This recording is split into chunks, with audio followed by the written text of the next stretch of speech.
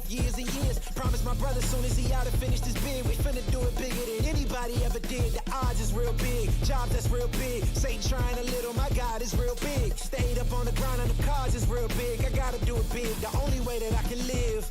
And I promise I'm trying to. Before you count me out, homie, let me remind you. They was blocking the shine, now I think it's my time to. Counting them dollar signs like lights, they'll blind you. Let me rewind to. Back when I was broke and I couldn't acquire 2 cents, and now I got 2 rents. They was sleeping on me, homie, must have got too big. Call my phone, I be like, who this? Damn right, hell yeah, I'm brand new. Smell like can too. I'm fresh forever like canned food. Try and tell me what I can't do. I wanna see the world, my vision on Shamu. That mean I got goals that's real big, foes that's real big. Y'all offer too little, sorry, my soul is real big. Coming into the ring with blows that's real big. I gotta do it big, that's the only way I can live. Hey man, I just can't find a comfortable headset. I mean, I've tried everything. Literally everything. Sheesh, my brother. I got you. The HyperX Cloud 2 Wireless. Legendary comfort goes wireless. That is comfortable. Ain't accepting, ignore, just kicking down all the doors. Guarantee you, boy, if I ask for it, it's gotta be real big. I gotta make it just for my kids and for their kids' kids. That's wealth years and years. Promise my brother soon as he out and finished his bid, we finna do it bigger than anybody ever did. The odds is real big, jobs that's real big. Satan trying a little, my God is real big. Stayed up on the grind on the cars is real big. I gotta do it big, the only way that I can live.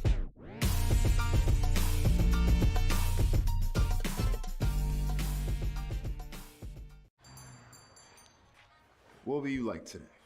Another Cloud 2 classic? I'll stick with the usual. Maybe take a little bit off the sides.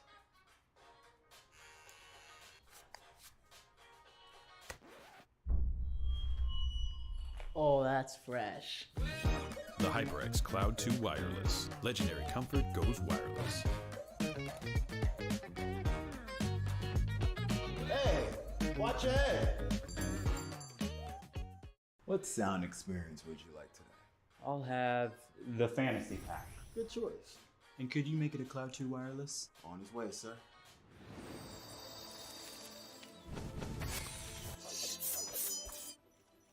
Sounds amazing. The HyperX Cloud 2 Wireless. Legendary comfort goes wireless.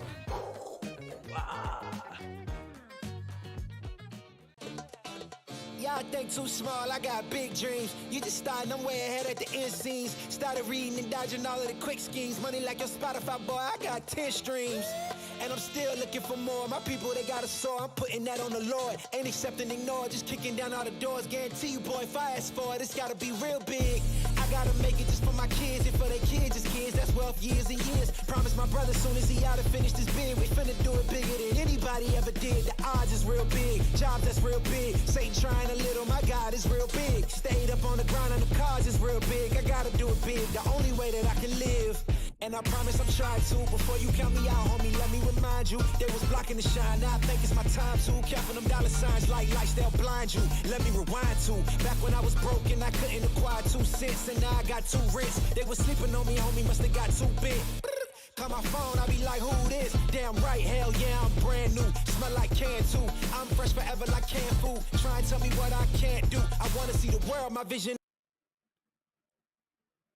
Welcome back, everyone. It's time to get into our fall final for Valorant with ECAC Esports. I'm Hail Monkey Man with Visionary 1, and you guys just got to see, well, map number 1. It was pretty dominant, ended up lagging out a little bit, but I mean, just the lagging behind. GVSU was able to get a few, but ultimately that one was done by the 10-2 of the first half. But we go into what is the opposite pick, as Fisher did have Haven. This one is Breeze over to the likes of GVSU.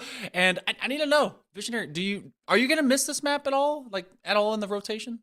I have a extremely love-hate relationship with Breeze. Like the days that I'm hitting my shots and I'm feeling crispy, I'm like, Breeze is the best map in the game. I can't be stopped. You know, people are typing in chat that I'm an op crutch, and I'm just loving every single minute of it.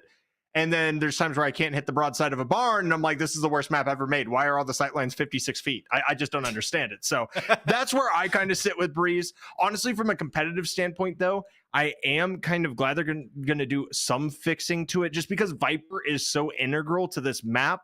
And I feel like having must picks on maps kind of limits the ability of tactics that you can build around that. And so I'm going to see if they could potentially make Harbor more viable, of course, on that A site with just that long entrance. It's going to be interesting to see what they do with it. But I am going to be a little bit sad that it's going to be gone out of rotation. Obviously, I am happy that Split's back, though, because Split is just one of the GOAT maps, in my opinion. Yeah, and I do like that there is, just like you were talking about with the fixing, quote unquote, of Breeze, that the same is maybe going to be integrated going over into Split, because everything was very 90-degree corners. I can see them opening up corners, maybe doing some 45s, maybe I'll open up some space. So things are more balanced because it was very defender heavy and attackers were just smacking themselves against a wall. But looking at what we will, or maybe potentially will get going into Breeze, Cypher's rise up. Cypher got some fixing. We get those trap wires and tripwires to be a lot better. The camera can see all as long as it's not killed, and you get the second neural theft ping after 4 seconds, which is just so good. We will potentially see a dual KO. Is this full mirror? We're full mirror. All right, so we get GOAT's time going against both these squads. Viper, Cyphers, KOs, Jets galore, and of course dual initiators with that Sova in the back corner. And the big difference here, obviously, is GVSU did not used to run a duelist on this map. They would run triple initiators, and they would run Chamber as their main duelist.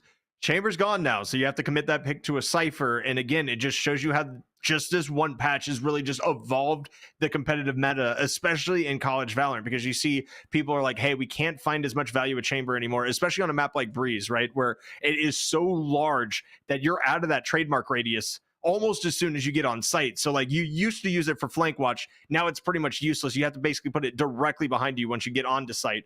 Not as useful. So you're seeing these teams commit players to picks that they may not be used to.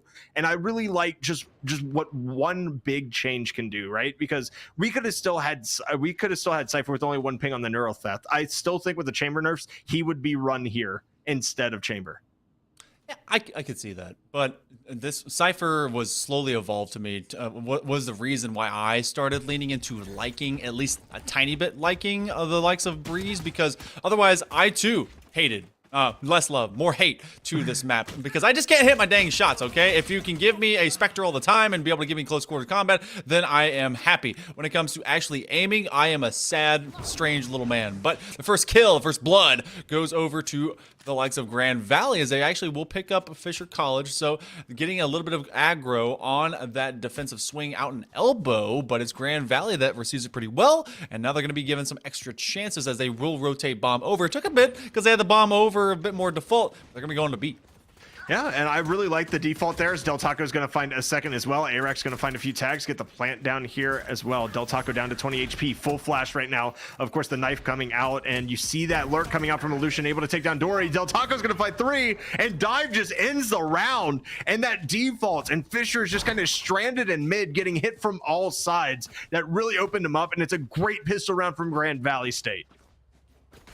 Logan going to pick up that Marshall, but yeah, this is where, if you are Grand Valley, you want to find a little bit of confidence, make sure there is control. And they started on defense before having to receive the full brunt attack of Fisher, who did pick out to defense after this the Breeze was ultimately decided. But Grand Valley seems to be comfortable moving into this setup, and this is one of the few maps that you can get a much more enjoyable use out of your Bulldog as well, because of the triple tap. Feels a bit like a Marshall, especially from this distance, so wide open as it is. But as we do at least have the Viper wall set up, it's going to make for some direct denial as they look to come in through cave. It's still negotiating just where they kind of want to go. And one of my favorite parts about this map is, in fact, the tunnel that we're seeing Psych in, because it's basically surprise, and you know, you've unalived yourself right there on the ropes. Yeah, and the Bulldog, unfortunately, just not extremely accurate, of course, when you're taking those fights. Now, the Bulldog did fall down, so they are going to be able to retrieve it at least. So that's not a gun down, but it is a person down. And losing your Viper that early in the round especially is an issue. Now you don't have smokes. You just have to rely on Cypher's cages to try to get on site, and those don't have a long throw distance. So you're making this twice as hard on yourself just by losing that Viper. We're going to see what they can swing out from this, but Ming basically has his entire site locked down. You have the camera in the corner. You have the tripwires, or actually no tripwires are set up here, opting to, of course, save out entirely this round. But you're going to get some good intel, and it should be a quick rotate coming in as soon as those sounds are heard. And the good news is because of the position of that camera, they can actually be able to throw out those cyber cages, and they will designate where they in fact are. So this is a rough scene to play against. And there's a lot of extra util that's thrown against them to force them out of that corner. They're going to step right up into it and be able to end out Ming. So Luff finds them down. Dory's going to play from window, and the bomb will be happening. But that classic, can they get it? It's a bit of duck hunts, but they eventually bring down the bird. And only seconds remain, and they have to be able to outlast this damage from window. Psych eventually erases Arax, and Del Taco will be taken out. So Logan, I didn't expect this. This was a full clutch up, actually a full thrifty, and Grand Valley succeeds this round. Yeah, I mean, obviously, the two marshals are going to help you in your thrifty case, right? I mean, it's just that simple. But allowing two to take your flank onto B site, you lost your Viper. You did not lose your Cypher. Why? Where did your flank watch go? Is my question, because everybody rushed site, and then instantly, even if it is two classics, when nobody is peeking you, it's still 78 for the headshot, right? The only thing that's been nerfed from distance is the Spectre. So you can get 66 or you can get 78 out of that classic and do enough chip damage to allow your teammates to come through with those marshals and be able to body shot somebody dead. And I think that's the big thing right now. And the reason that Fisher has been doing so well is they keep playing unpredictably on defense, right? We saw a full mid take attempt, of course, in round number 1, didn't really work out, but it's a different look than they gave in round number 2. Yeah, they haven't made the same read twice. And already that is being seen by the likes of the Cypher and the Viper with their screen on B. But this is a main. They do bring that screen all the way across pyramids. Now they're trying to be able to take on Logan from that corner. They'll use their tailwind to get out and into safety. Maybe they'll be able to block that recon dart ping as they do walk it in and through. Double door as it is Psych that takes down Dive. So the attack and trades continue to fill the feed. But this is a very stagnated attack. The first about 45 seconds or so have chipped off of that clock, and they're going to have to start creating a little bit of space because it's right now Fisher College fairly comfortable from their defensive position. Grand Valley, that because of that earlier loss, is in a rough stagnation to even get anything started.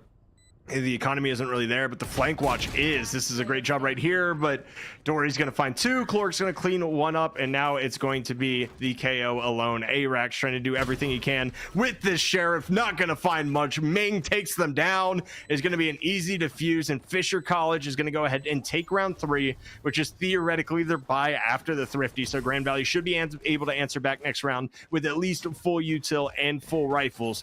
We're going to see how it plays out. Remember, this is Grand Valley's map pick, and we're seeing Fisher College do a little bit of work on defense here. Yeah, and then this is their map pick, but this is also same comp both sides. So lack of differentiation will be able to get Logan sticking with basically what is an op when it is held in their hands, but truly a marshal amongst all these vandals. And otherwise, Grand Valley gonna make Fisher uncomfortable. Again, the switch up. Look at this full stack onto B. They're expecting the explosion onto B, and they're actually going to create some elbow pressure out from top in Nest as well. And that's a good read so far, as they're going to take this one 1v1 immediately against each other. But the lean A gives them a thoroughfare to take double doors and be able to run onto site, and they'll be able to face only a single Cypher. But they're looking for their options, and right now it's either tunnel to B or the doors are right there at A. Come on, just move. Let's go. Yeah, you got to move at this point because you know you just lost 1, and Dory looking to press the issue right now. Going to get found by Luff. Great job just sitting in window. Yes, 1 fell. That's your Cypher. That's your flank watch. But I think you really have to go to A, and it looks like it's going to start going that way as Arax obviously does his due diligence, checks mid doors, but look at where Ming's camera is. They're going to be able to spot that rotation as soon as it comes through, and it's going to be an explosion back onto site and an attempted retake from Fisher College. I feel like I wanted a little bit more aggression out of Grand Valley, especially on this run-up. They had the backside of tower control, and now the null command will be expended, but at no issue, really, for Fisher. They have no one forward, and really the threats of being an early frag is abated because they're so passive on the back end. But the retake now has to go through these screens, as you do have this tight side hold on right pyramid from attacker's side. Great angle. They're going to be coming out from stairs. It is a 3-stack on top of there, and that's enough able to get rid of their twinsy.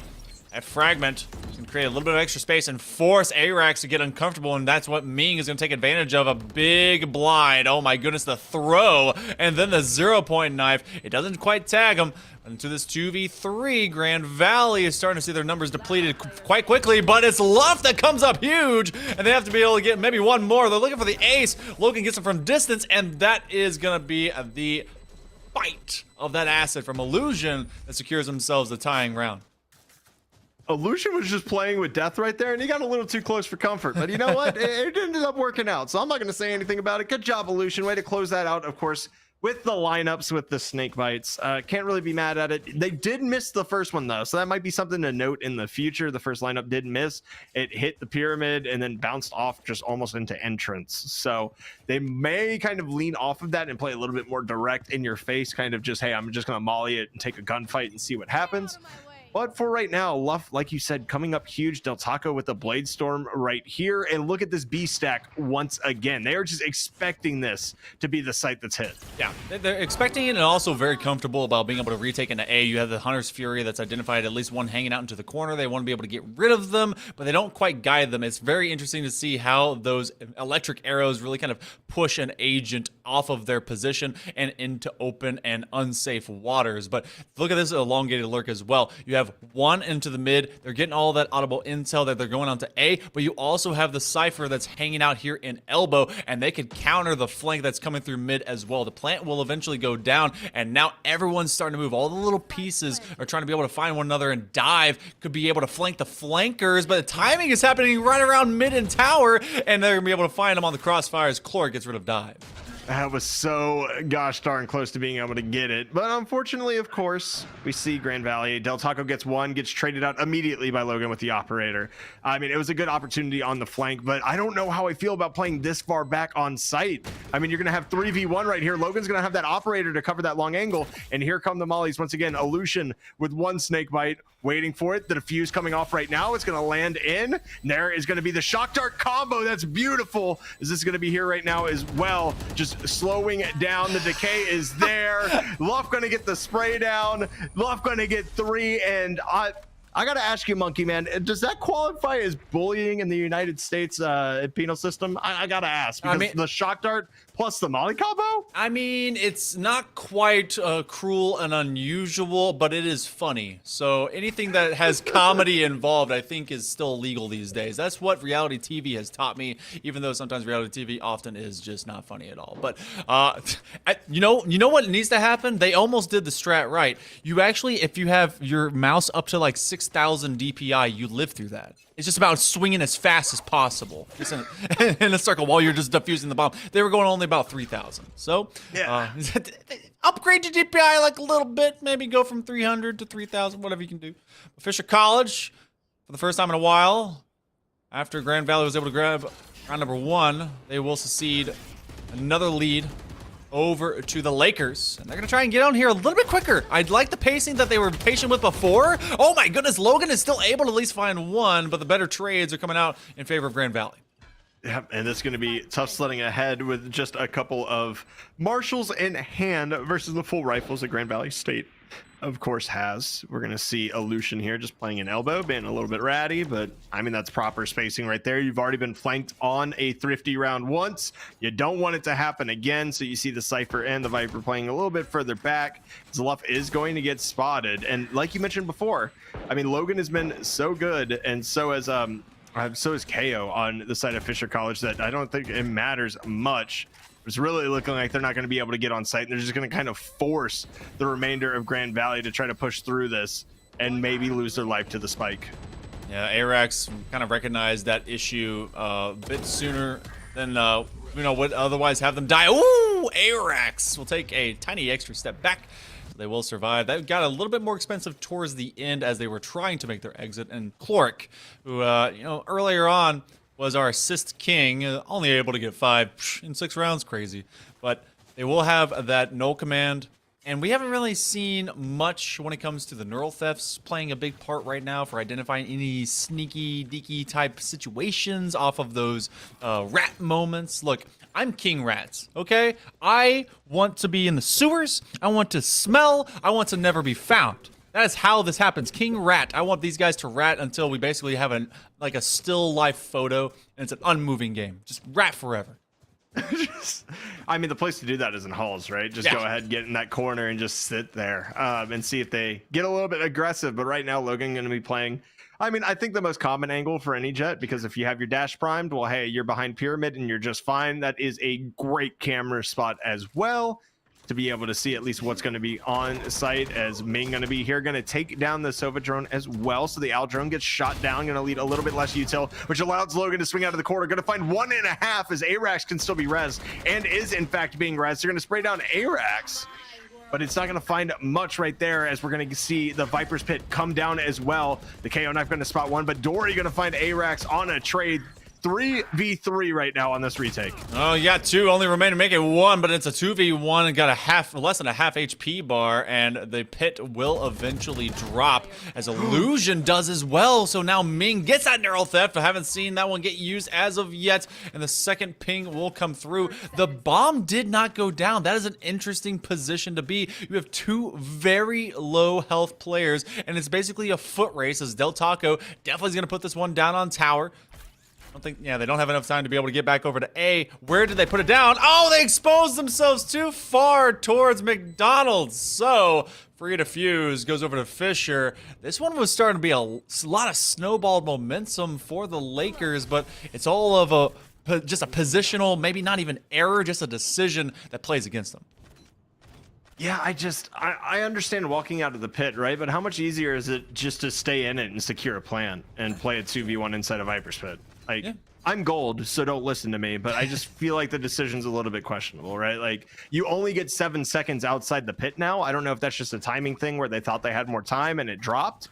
But they did, in fact, have the drop on, of course, Ming, and Ming was just able to do work with it and win the gunfight. And then, hey, here's a neural theft. We're going to get that information, and it kind of just opened everything up. So a great job, of course, by Ming to be able to get that clutch as we come into this 3-4, and this one is much closer than Haven was. I'm very happy to say that. But with GVSU's map pick, Monkey Man, you can't be throwing rounds like that in a 2v1 scenario. Yeah, no, I was actually surprised that we didn't get a plant in the midst of the talk screen being up, the revive coming through. I thought there was enough kind of distraction to be able to have that happen, and then, you know, get yourself back to your safety positions that we've had the Lakers go into for Cave on the lineups. I mean, lineup Larry has been very much present here on Breeze, and Fisher's having to play around both the novelty and the gimmick of that. And it's a very smart idea. It's something I can't do. I try lineups and it just gets thrown and like off the map into the ocean. You would love to see what happens to my recon bolts. You would not. If we were on the same team, you would quit. Just FF real fast. But so far, Grand Valley has kept their pacing ahead of Fisher. As the talk screen will go down, they will retreat. And this is a back corner hold, bit of an eco, and Grand Valley is going to try and find what pressure they can through the archways.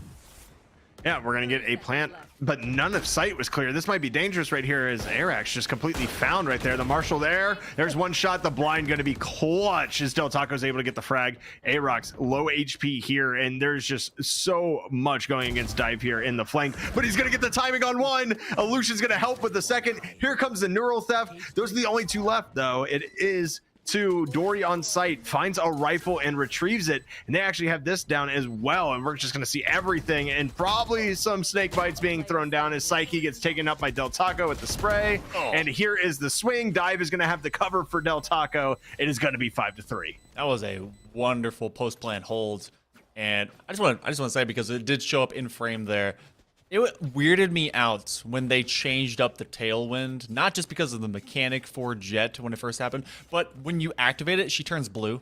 I don't know if anyone ever saw it. She turns Smurf blue, which sometimes I think there's a lot of Smurfs in my, you know, maybe that's just me projecting, but you know, you're in silver, right?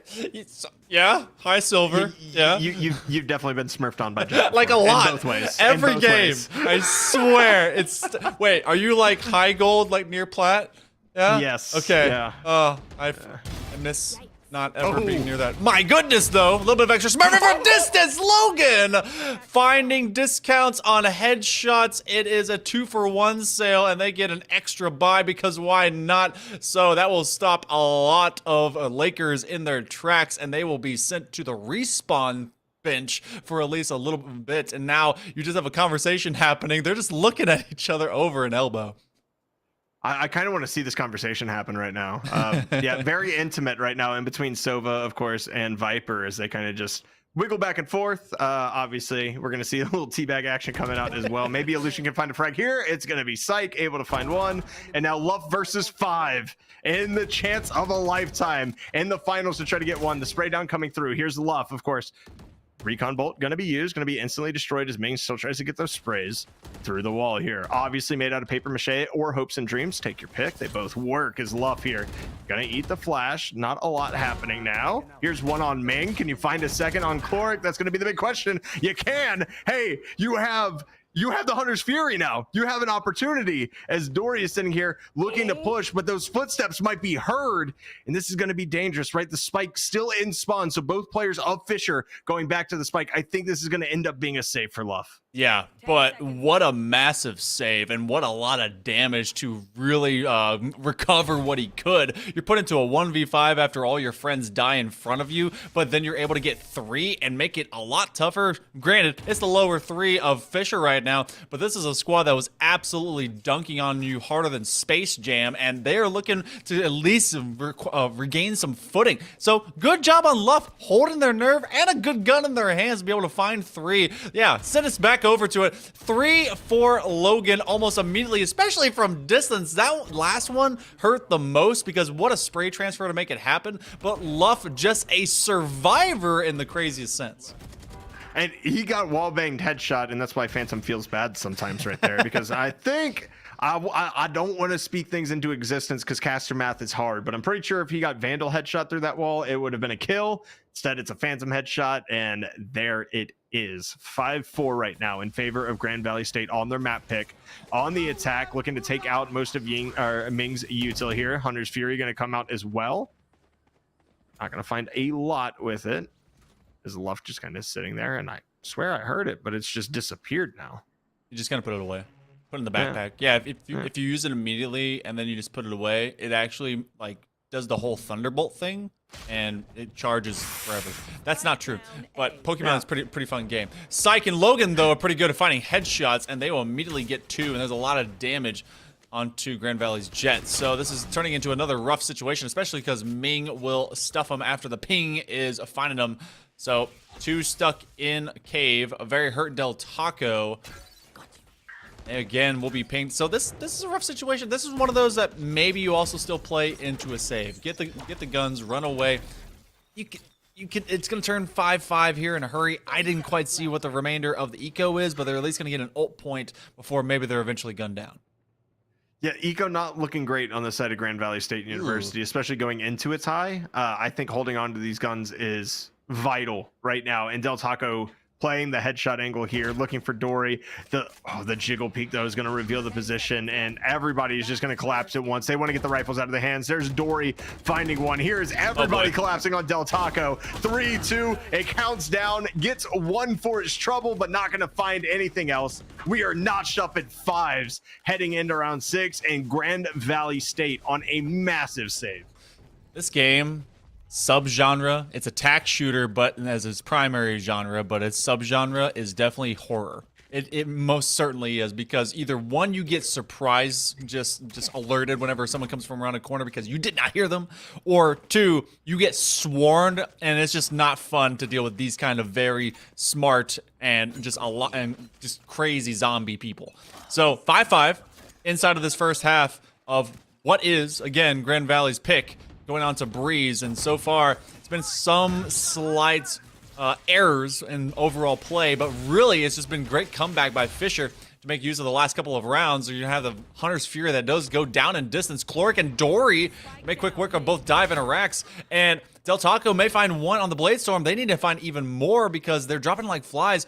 Early kills have been at the bane of Grand Valley, but again, they're on kind of an eco, so it's rough to be able to play against that power diff in favor of Fisher. Illusion is going to find a Guardian here, though, and they have been doing work, but Logan's going to find Del Taco, and I think that's going to end the hopes and dreams of this save round, and it, in fact, does. At least we're going to have the full buy versus the full buy to end this out, potentially at 6-6, but that's Fisher just kind of flexing their muscles a little bit there. They understand that the eco is happening. They see that Grand Valley's been a little bit more hesitant in pushing sites since, I mean, honestly, Ming has just been a menace to society. They're 7 and 8. That impact is not felt properly just by the presence and just the information that they've been able to get as this cipher here on this A site. And as this continues moving forward, I want to see Grand Valley be a bit more decisive in this round and maybe going forward on attack as well, because obviously we didn't get to see a lot of them on Haven attack, so maybe they haven't really found their groove yet. But Logan has found his groove and is looking for a 3K in the exact same spot he was in before. It's not the exact same groove that was there on Haven, but it's definitely just as lethal. Ming has been that player, like, you know, everyone has that agreement to delete my internet history whenever I die. Well, Ming is that guy that's been able to hack in, find it, and absolutely expose you post-mortem. And it's not fair, it's not fun to play against, but they share the love based on going to 7 and 8 or otherwise just supporting their squad, and it is tough to have to play against and around. 6-5, Fisher College would love to be able to take a streak of wins. I think they have 2 or 3 in a row right now to force Grand Valley into a 2-pit hold. That is 3. So yes, thank you, observers. Awesome production here today, especially as ECAC is presenting such a fantastic final. But it is Grand Valley that wants to keep even footing, and this is going to be a Viper's Pit expended for direct denial to make it very, very tough to get onto Site B. May make Grand Valley think again. And there's only 35 seconds left in the round, Monkey Man. This is going to be so difficult. As Psych actually has the flank, going to take out Illusion right here. So it's already a 5v4. You're going to get the shock bolt coming out as well. Del Taco's going to find one on the lurk. Are they going to re-aggress towards B? You don't have a lot of time, and Dory is just removing everybody. Spike is down. You can now hold this, but Dive coming back through elbow. Going to be able to find one. There is Logan, and this is just going to be tough sledding ahead. This situation is not pretty, but the drop down from Del Taco going to find one. You just have to go for the kills here. You don't care about any of that, and Logan is going to dispose of Del Taco with the Blade Storm. We're going to finish up the half at 7-5, and Monkey Man, despite the rough start that Fisher had here, obviously they dropped those first 2 after winning the pistol round. So I'm sorry, it flipped on me. I hate it when that happens. So good. The three rounds after round 3 go into the favor of Grand Valley. It looks like they start to build momentum, and then Fisher College just absolutely slams the door shut towards the end of that round. It feels so much like a lot of that momentum for the Falcons began at that renegotiation from A to B when the plant didn't go down, and then it was ultimately Ming that found that clutch up in that 1v1. Just as soon as that death happened, as soon as that round fell, all the cards started falling a little bit faster and more fortuitously for Fisher. There's a lot of F's in the chat, but that's only for fortune, which favors the bold, and that are the Falcons right now who are flying high. We go into the first pistol round. Well, I guess the only pistol round of the second half, and Grand Valley is going to have to receive this attack. And look at that little mohawk on top of that pyramid. I love that. Yeah, it's always great to see it. I always angle mine up enough. Just like Del Taco angling their gun up enough to get some dome shots. Dive finds their second as well, and now it's 4v1. Clark, what? Wow. Oh. Okay. It was close. Okay, so a little too close for comfort, right? A little too close if Grand Valley. You know, you're in a 5v1, and, you know, Clark finds 3, but you survive. You're able to make it 7-6. Now, it's integral. Absolutely integral here that you're able to win your bonus round. That is literally what I feel like the decider of this map, with how close it's been back and forth. I really feel, honestly, like it is going to come down to who wins this bonus round, because I mean, obviously having that cipher going to stifle a lot of offense. Having that KO as well helps with that. Those double initiators, obviously Logan and Del Taco both popping off like they always do. So that's not a surprise, Monkey Man. But I really feel like this is integral if Grand Valley wants to take their own map pick. Yeah, Grand Valley has so far not been able to string together a couple of round wins in the early 3 for either of these sites. And I feel like I'm speed running a Legend of Zelda game to be able to go over these castle walls. And maybe the same is felt as Fisher is trying to get through the main archway, but they will face off against that poison orb. So there's a lot of vulnerability and weakness awaiting them if they choose to do so. They at least have the toxic screen wall available. And I often, whenever I play Viper on this, about 50-50 on Breeze as her, but I like to be able to create feints off of that wall. Maybe setting it down and using it, but it's all of a facade. But that is a massive amount of blinds, and they're able to get that cleaned up as Illusion takes down Dory from distance. They are fish in a barrel, being shot from left, right, and center, and very little HP in a dream. But that's gonna be a quick tap. Del Taco takes care of business. How about that? They get the first 2.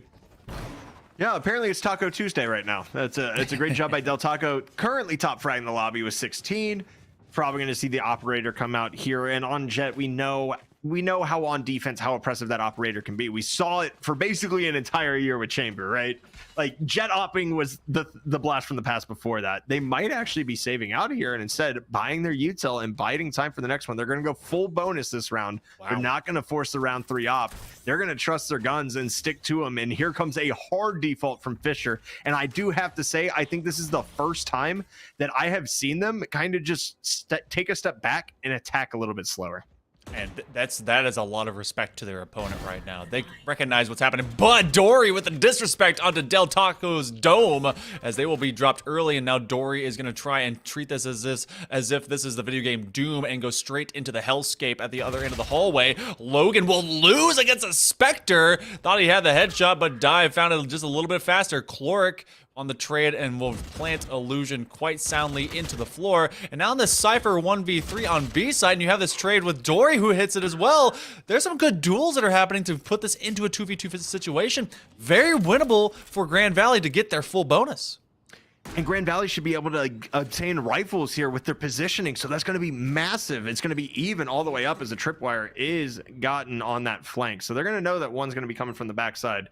Now the question is, do they know that Arax is just sitting here right now in mid? That's going to be the big question that we're going to have to find out. Is they probably hear the drop down right there as you see Psych going back towards site. It's a little bit of a slow retake right now, but obviously you're working, of course, with a KO and a Sova, so intel should not be hard to find as they both go towards elbow. This is going to be tough sledding ahead, but they have the opportunity, and it looks like they might just be looking to try to find some picks. It's a good job by Psych right there. Luff is probably just going to save the gun, and we are going to end up with Fisher College able to pull out the round. Luff actually just going to try to take some pot shots to see if he can find anything. It's not going to happen, and 8-7 right now. Economy kind of swinging both ways right now, but we should have full buys on both sides. It's a little bit of a swing, but you got to feel good for Grand Valley on their recovery. Fisher is able to ultimately take the round, and you're going to have light shields. You will finally see that operator go into the hands of Del Taco and Psych. I'm not exactly sure what this lineup is, and I think it's into the recon dart. So I want to see where this goes, where this falls. I think they're going to try and sight out who is hanging out in Nest or maybe into middle arches going over into B. Let's see where this lands. And it's more of an elbow peek, seeing if anyone is going to come out straight from the corridor, but no one was there. Everyone kind of hung back more onto backline sites, so Illusion will eventually step up into the fray, and I think they were doing that to open up space for their operator op user to be a little bit more sound and safe out in mid. They don't want to get immediately killed from that off angle and Nest, but This is a lot of mid hold, and they're gonna be finding some gadgets, tripwires, and more hanging out into this mid doors. And all of that is being heard right now as Dive actually going to get shock wired out of their camera. They don't care. They go right back to it. They don't know how many are here. It's going to be tough sledding ahead for them as they get spotted and immediately just mollywopped by 3 members of Fisher College with the trades coming out. Del Taco finding 1, finding 2. Here's another opportunity to maybe find the 3rd. We're playing around pyramids. Ring around the rosy we go. And there's the dash. And unfortunately just tries to get the peak. Maybe a little bit of an overheat there for Del Taco. It's now a 2v2 and a plant's going down on A. Sometimes you're a jet that just feels like you gotta use your tailwind, and sometimes you gotta be reminded, don't do that. Just stick around where you have a hard surface nearby and chill. Grand Valley, we're gonna be able to get through this retake and then go to the north side. Is this the same? This is the same 2v2 from just a round ago. Okay. All right, let's see if this 2v2 electric boogaloo, if this is gonna be the same outcome all over again. Lots of recon being sent out, but it's ultimately gonna be a lot of trades. Arax finds another one, and that will be the defuse coming in hot and ready. We're gonna go to 8-8 through the first 16. Grand Valley keeping pace, keeping lockstep with the Falcons. I'm loving this, but the biggest part is too, this is like basically the great reset minus the op being saved, of course. Both teams going to be struggle busing just a little bit for that econ. Look at Luff, $1,500. Dive has to buy here. Luff going to be looking at probably just that classic. Illusion opting for the same. And you see the scuffed buy on the other side as well because only one person lives. Luckily enough, Del Taco able to keep that operator, but everything else, actually Del Taco was able to buy their team. So we're going to see full rifles versus a mixed buy. And it's really curious to me. Obviously, everybody makes the comparison in between CSGO and Valorant. There are a lot of similarities. The main striking difference is the utility opens up a little bit more in Valorant to allow these mixed buys to be successful in rounds compared to how they are in CS. That's very true. Yeah, some of the utility that you get for these agents is just so quintessential. Del Taco said, you know what? You miss 100% of the shots you don't take, and they took one straight through the talk screen. They know where a lot of these guys tend to stand. The Viper Spit is in fact down. They get flashed, they'll be forced off of stairs. I swear this man has x-ray vision, just taking shots right around bricks. They're expecting them to stand exactly there, and everyone is running for their lives for Fisher to get away from these op bullets. Yeah, I mean, Dory has the lineup potential, but the pit is going to drop. And look at the 5 people that are sitting here right now. So that's going to be a spot from the KO. It's going to be halved here. One enemy remains as Dory trying to do everything they can. And there's a shot, just going to miss it. Dory actually gets the defuse, though. Del Taco is going to be able to pick this one up? Question mark, exclamation point. Yes, 0.7 remains, and probably a little bit too close for comfort for Grand Valley here, especially because Fisher mainly saved kind of adjacent, right? So they're going to bring a couple more rifles in, and both these teams, Monkey Man, are just throwing haymakers at this point. They don't care. They're forcing up everything they possibly can, and they're like, hey, guess what? We're going at it. We don't care what our money situation is like. We're going to buy up and just continue to try to basically assert our dominance. Yeah, this is less of a measured chess match and more of a game of checkers in the middle of a barroom brawl, and the table just got flipped and everyone's still trying to pick up pieces, and then you're just getting your jaw socked by someone who just came through the door. It is constant melee. They don't care what guns, how much shield, and it's great. I love seeing two contenders that were able to rise through the ranks and through, lower seeding into this big bracket and in this moment in this final. Throw it all in the kitchen sink. It's still an early map. It's one that Grand Valley on their pick definitely needs to happen if they don't want to have to reverse sweep against Fisher. But hey, Fisher's got some confidence, and I'm sure that they're talking it out right now with their coaching staff. Do we see, all right, how do we start taking better control? Because they, I think, definitely recognize what you're talking about. The eco is a little bit sus. Yeah. And I mean, you basically just perfectly described a ballroom blitz, right? Like, Yep. It's a ballroom blitz as we get in 10 seconds away, of course, from round number 18. As Fisher College tries to even the odds, we're going to see them with a full save again. We're going to see some Spectres, some Vandals, and of course, Del Taco with that operator. Can't say any of us are surprised by that development, as Del Taco's really been looking for it. The Bladestorm going to be committed here as well from Logan. And here's Dive with an opportunity to take out Dory. And there is the answer. The smokes are going to be down from Fisher. We talked about how difficult it was to attack sites on Breeze without Viper. Well, they're down in the early round, and you're on an eco. You're just going to have to press and hope you get some kills here. Yep, it's time to be able to create space, get through, and get messy. You got the Bladestorm in hand. I need to see if Logan is going to find some quick kills, but it is Del Taco that retreats, and because of the investment of that very large, very awesome rifle, they play a little bit safer, and that's something that you could actually work against Grand Valley, and I love the footwork to be able to get that Cypher in long haul and take down Dory whenever they had just a Spectre in hand. Illusion finds them, and they'll find two off the wall bang. Dive gets another Illusion, gets a 3K, and this will be a great defusal and 10-round run. Well, not all in one gist. That'd be amazing. 10 rounds in a row. That'd be basically what Fisher did before, but it's gotta feel good for Grand Valley to be in this position. This is not what they experienced in your first map, but not one map, but does a whole series make. And I think we're seeing really the comfort picks come out in the first two, right? Like Haven for Fisher just looked absolutely different. Here, Grand Valley starting to pull away a little bit, just looks a little bit more polished, especially even though they only took 5 rounds on attack. With the changes, if you remember when Breeze first came out, Monkey Man, it was extremely attacker sided. It was very hard to hold sites as defender. Obviously, Riot noticed that and was like, hey, we're going to make some changes here and there as Illusion commits the Viper's Pit onto B site, kind of trying to snuff out this early push. But now a little bit more defender side, and you see it coming through. Del Taco almost gets caught by Logan, gonna retreat away from that one. A snake bite committed as well to try to cut off that angle as Logan really tries to press through this, and they're just gonna fight out this Viper's pit, and Logan gonna find one and get traded out immediately by Dive, and Illusion's gonna find one in the pit. That is absolutely massive. Oh, and being saved, Dive stays alive as they are saved by that shot from behind him, and Del Taco gets psych. As you know, I like whenever you get teams that are not just confident but also willing to get a little bit into the ego of, all right, you put the Viper pit down here, we like B. Site B is pretty cool. That's where we want to set up our fort, and they immediately navigate around. The decision making was good, but they just cannot currently stand up to the lethality and the precision shots that Del Taco is getting. Yeah, I know, op crutching, that's cool. Put a bullet down range, it'll hit something, but I've seen people swerve away from actually being accurate with that. And so now with Fisher College in this steep situation of their eco, they're going to have light shields, they're going to have a busted buy, and they're going to have to save into this, and that may just allow Grand Valley to get to match point. But Ming will get a headshot first before the trade, and another smoke of Dory going down hits the floor, so it's going to be tough to go into this 3v3, but neither side has Viper now.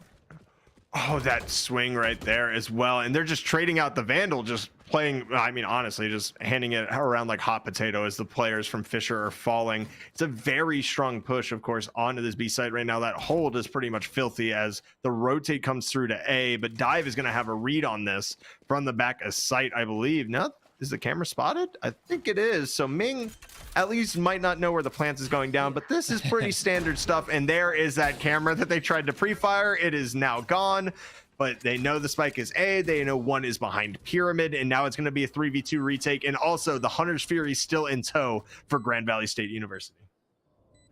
You have one with Psych. Actually, you have dueling Hunter's Furies if you want to. Dive is going to try and infiltrate from the back line, create a sandwich pincer move situation. They would be able to do that, but they have to press up with a little bit of extra pace if they really want to get to 12. And then in this 3v1, it is a rough time for Ming as they are caught. It was a spy v spy situation, but you had the one better with Dive as Grand Valley State GVSU. The Lakers will be going up to match point 12-8. Now, I need to know, you did say when you get to 8, there's hope, but is that the same when you've had all this momentum from Grand Valley? It's not the same. It's not the same. It's when that one team is storming back and you're in that cycle of sin and deliverance that you find Fisher College in right now, right? It's that precision moment where, you know, you're on your buy this round, you might get to 9, but if you lose enough players, you're going to be on another busted buy again. So this really has to be well executed by Fisher College. They've already used their timeout this half. So I mean, looking at it, they have to really come in strong here. Logan going to be trying to take some Hall's control. We're going to see if that works out. Actually, multiple trying to take Hall's control. This is going to be interesting with Dive here as well. And actually, was an Owl Drone committed as well? They are pushing up Halls like it's running out of style. The spray going to come through, tag up a couple, but they're going to get through door as Dive is just sitting here hoping they can make it through this, as this is a very dangerous position to be in. Luff going to find one. The trading, of course. Hunter's Fury's coming out, and the spike's going to go down, and we're in a 3v3 situation again, but the neural theft going to come out, and this second ping might be huge. Our poor observers were caught in a hopes and dreams situation to figure out who wasn't dying. But you know what? Kudos to them, showcasing all to you how this retake may go down. Grand Valley State situation that they could take advantage of, but the Viper's Pit is in fact down. And because of that limited amount of time, they're not going to step away from it too far. Only seconds, but they do put one infiltration. Logan on the back corner will be able to get rid of one, another, and they will not get the spray down, and there will be the Viper's Pit that will go down in a 2v1, but they don't have a whole lot of HP, and Logan is finally hitting their shot. So, after surrendering 7 rounds of 8 to Grand Valley on their defensive half, it will finally be the second that's gained for Fisher College. That's one step towards maybe getting themselves to double digits and maybe stalling the Lakers until overtime. It's going to be that moment, right? Illusion here right now, I think Dive is going to be able to purchase them. So we're going to see how this buy kind of shakes out here. And it is, in fact, going to be a purchase. So we're going to see rifles versus rifles all the way down. However, if Grand Valley loses this one, I said 8-12 is kind of the danger zone, right?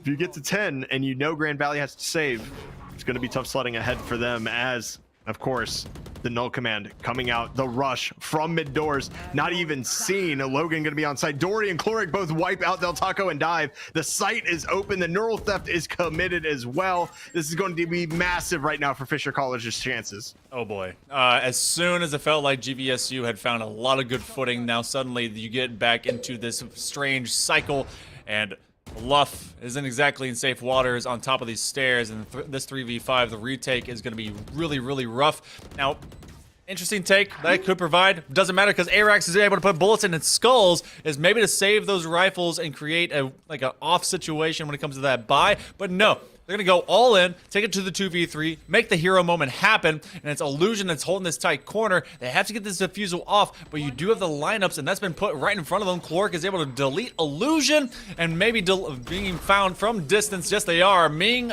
deletes Luff from the equation. So 12-10.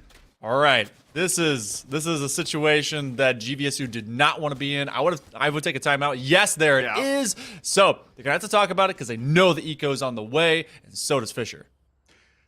So with this, right, I don't even think you plan for the eco round. I honestly think you maybe rush 5 out of B, like elbow, and just try to get you some, get it over with, and just plan for your next round here, because you're looking at it and you see a couple with buys right now. I'm hoping that doesn't go through because Del Taco, Bladestorm, not available, right? You're at 2 of 7. There's no chance to get it this round, even if you get a nice trade. Obviously, Luff can purchase, Illusion can purchase. Do you just kind of rely on Del Taco to maybe try to hang back and trade a gun and see what happens? Because obviously, Logan is sitting there, no gun as well, but Bladestorm online. So you're going to have basically a full kit versus, a 4v5, essentially classics. Very hard to get kills with against rifles. I'm sitting here just wondering what Grand Valley has planned if they want to try to shut this down before it hits, 11-12. And you got Illusion can buy, maybe not full. I think they can nearly get full kit because it'll be left. Yeah, they can get full kit. Yeah, they can get full kit.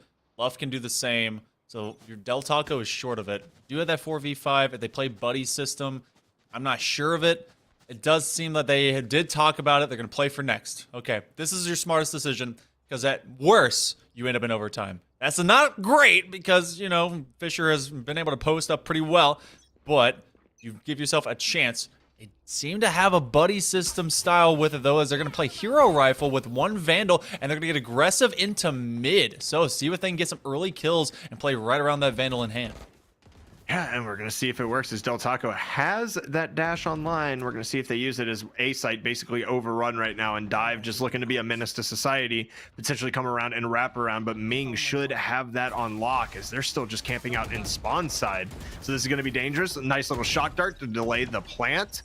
As this comes down right now, also the KO Molly coming out and all those shock darts, all of that, and Ming has been found by Del Taco. This is going to be massive. If the flank watch is gone, there's one shot, there's 2 shots, and no, the headshot will not connect. And Grand Valley now in a 4v5 without the rest, but the shots are going to be found. It happened. The flash coming out. Logan trying to hit this Bladestorm, going to get one. Dory finds another. It's going to be a 2v3.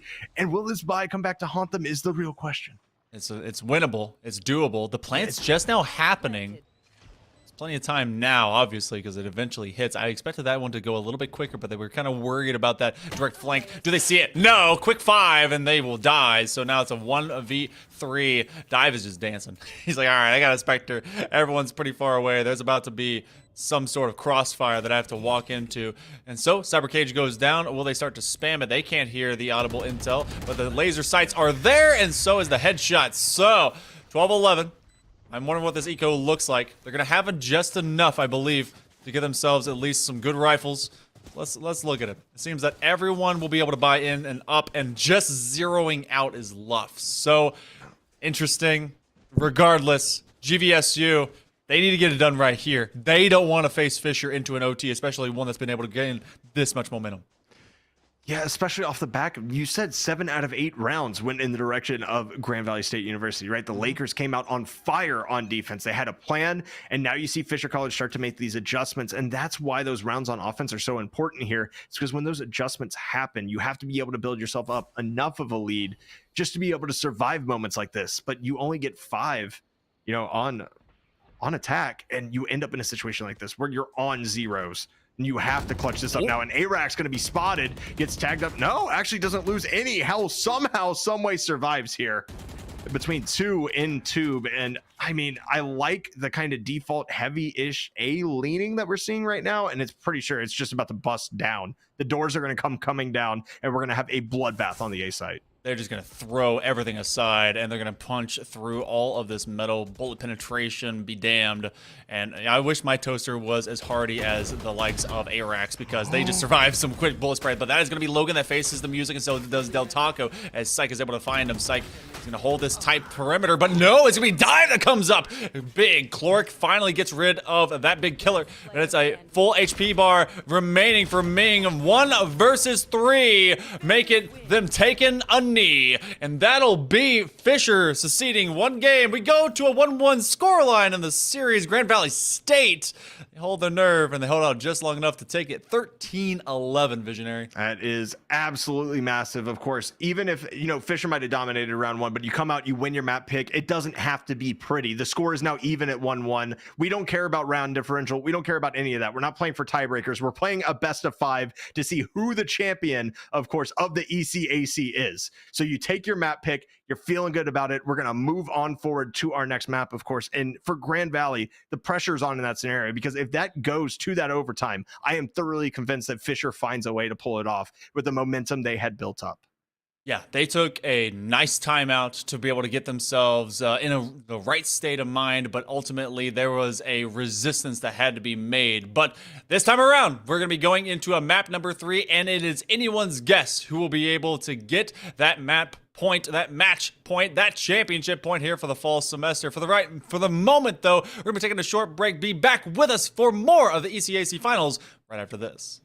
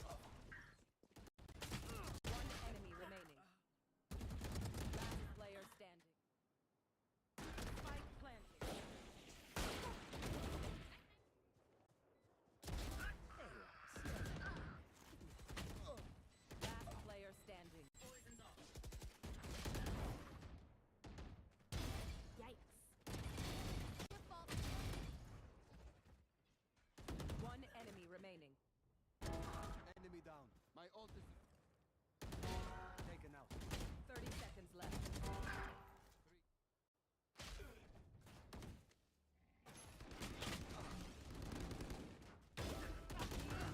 Spike down mid. Silence. 30 seconds left. Last player standing.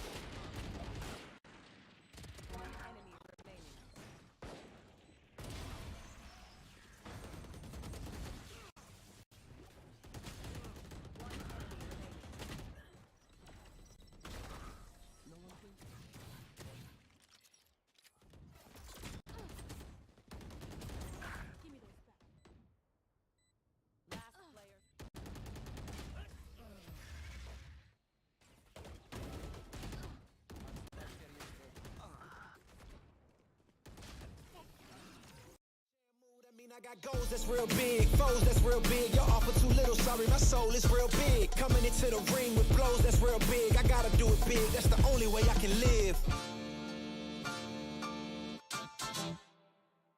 Hey man, I just can't find a comfortable headset. I mean, I've tried everything.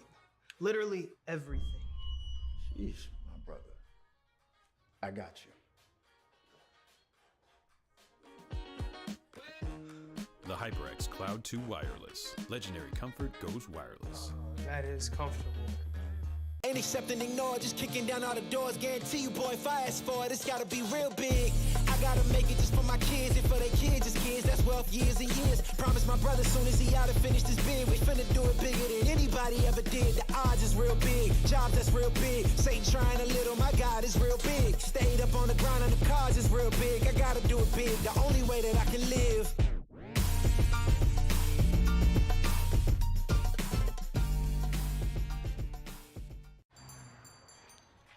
What will you like today? Another Cloud 2 classic? I'll stick with the usual. Maybe take a little bit off the sides.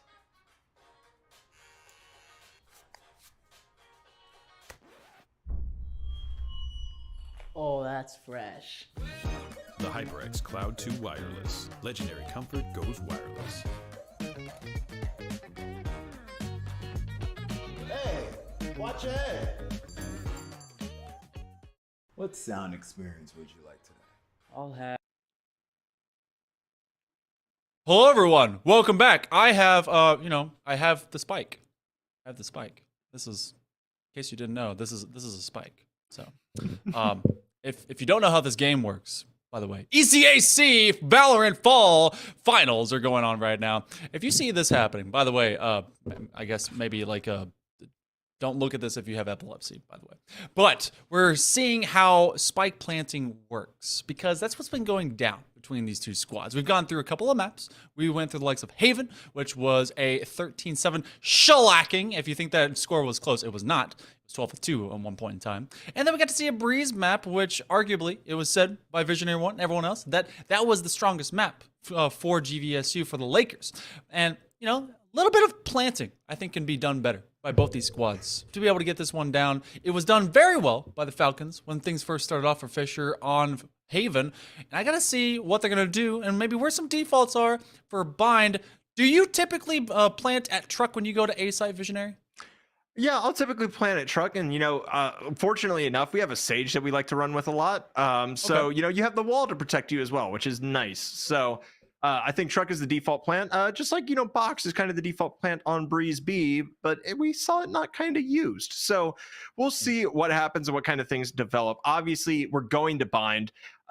For me, kind of a site hit simulator or a default simulator, obviously there is no mid to actually get map control on. So it's just kind of difficult to navigate this map sometimes. And I think that's why we're seeing it get brought out of the pool in January. I would love to see a mid with a Dust 2 style mid doors, with a door or an entrance that basically leads into U-Haul and an entrance that leads into the cubby of B site with the sites pushed back just a little bit and widen the map to allow for some control, because it's really difficult to just kind of 5-man or kind of split push again and again and again on these sites.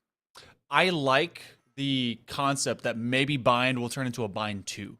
Change teleporter positioning and, just renegotiate some of that into maybe run them in reverse. Where are they placed? I think it'd be neat to replace that. But we will see a dual controller composition out of Fisher, which I think is one of my more favorite, types. But to also be recognized, the chamber will be ran on this map. And I think this is one of the safer maps right now with the changes that Chamber did go through to still play him because of proximity when it comes to your rendezvous. I think that still can work out quite well, especially if they're playing with a little bit more safety when it comes to smokes off of the Viper and the Brimstone combination. Whereas opposite of that, we're playing into the Killjoy on the defending half, I think, for GVSU. So, I mean, What's your take into that? Because the closeness of where that anchor goes for that teleport, it's a little bit nuanced now, I'd say, and you have to make sure it doesn't die as early.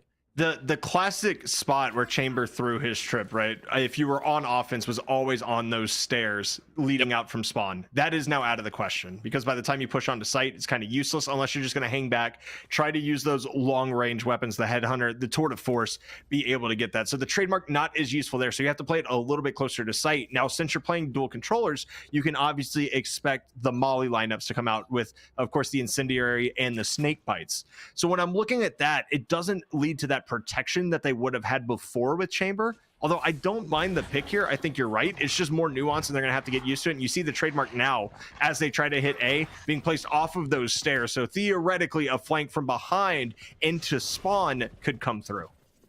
That's very true. So, you know, change is different and not always bad. Psych is able to get first blood in the entirety of map number 3, and they will be planting into truck just outside of lamps. So, hold this one from distance. They do, in fact, have those lineups, and they have kind of dual lineups that they really want to, but they're going to hold it in close proximity, especially from one, or actually a couple leaned into showers, and it's a full 5 versus the 4 of Grand Valley. Make it 3 as Psych continues to put the hurt, and again, it's a difference of also having the raise, and that was a lot of kills that happened all of a sudden. I did not expect that to happen in that flurry, but everyone hit the floor faster than what we got to see.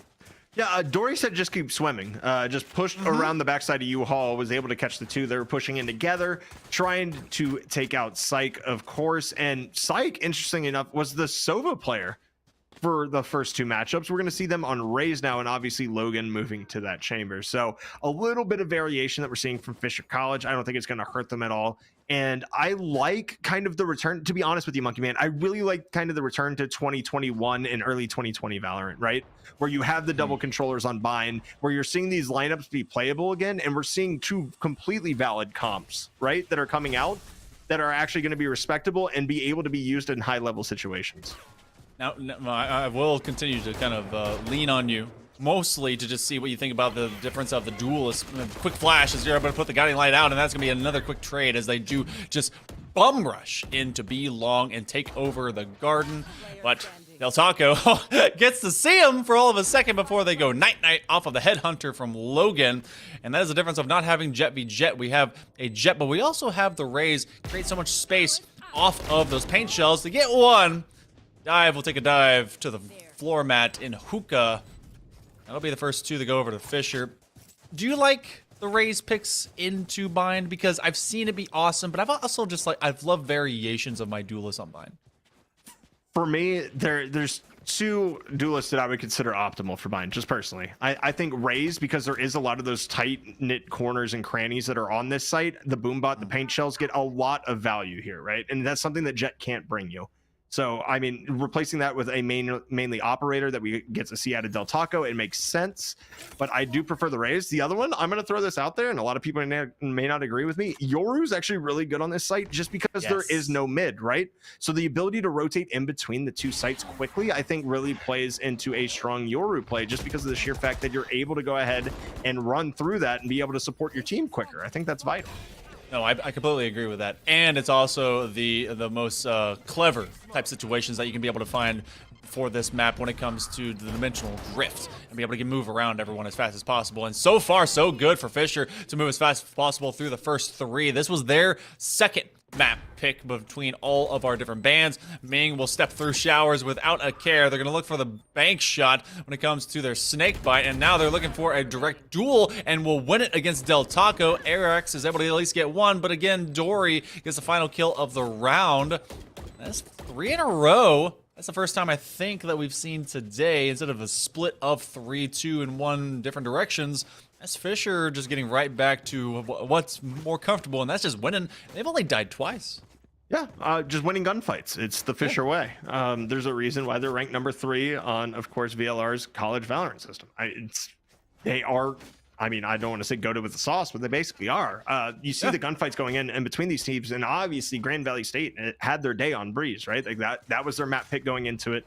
It's been their pocket pick for the entirety of this playoffs, and it played out in their favor. Now you have to go back to kind of one of those default maps against a comp that you probably haven't seen in your own experience in ranked or, you know, in competitive play in quite a while. And it might just be a little bit awkward. And we're going to see those adjustments potentially coming out later with the double controller. But we're going to see, of course, those stingers, those specters, and those shorties from Del Taco coming out right here, trying to hold down on this B site. How many people can you kill in short succession with the shorty? Smoke will be going down. The tailwind will as well. And then their safety measure is gone. Oh, that's very unfortunate timing for the tailwind to die at the same time as the smoke. So Del Taco hits the floor. Will cry for a minute. But with the sheriff in hand, Illusion takes out their twinsie. So they do have at least this cubby to have to deal with. And though Psych is stunned off of the Pathfinder, they eliminate the Sky. The Tasmanian Devil Dog will get kicked out and found. Dive again. Cannot stand being away from hookah. This is like their favorite room, and they always die here. They're committed to this room. To be fair, they wouldn't be the first person to pass out in a hookah lounge. True.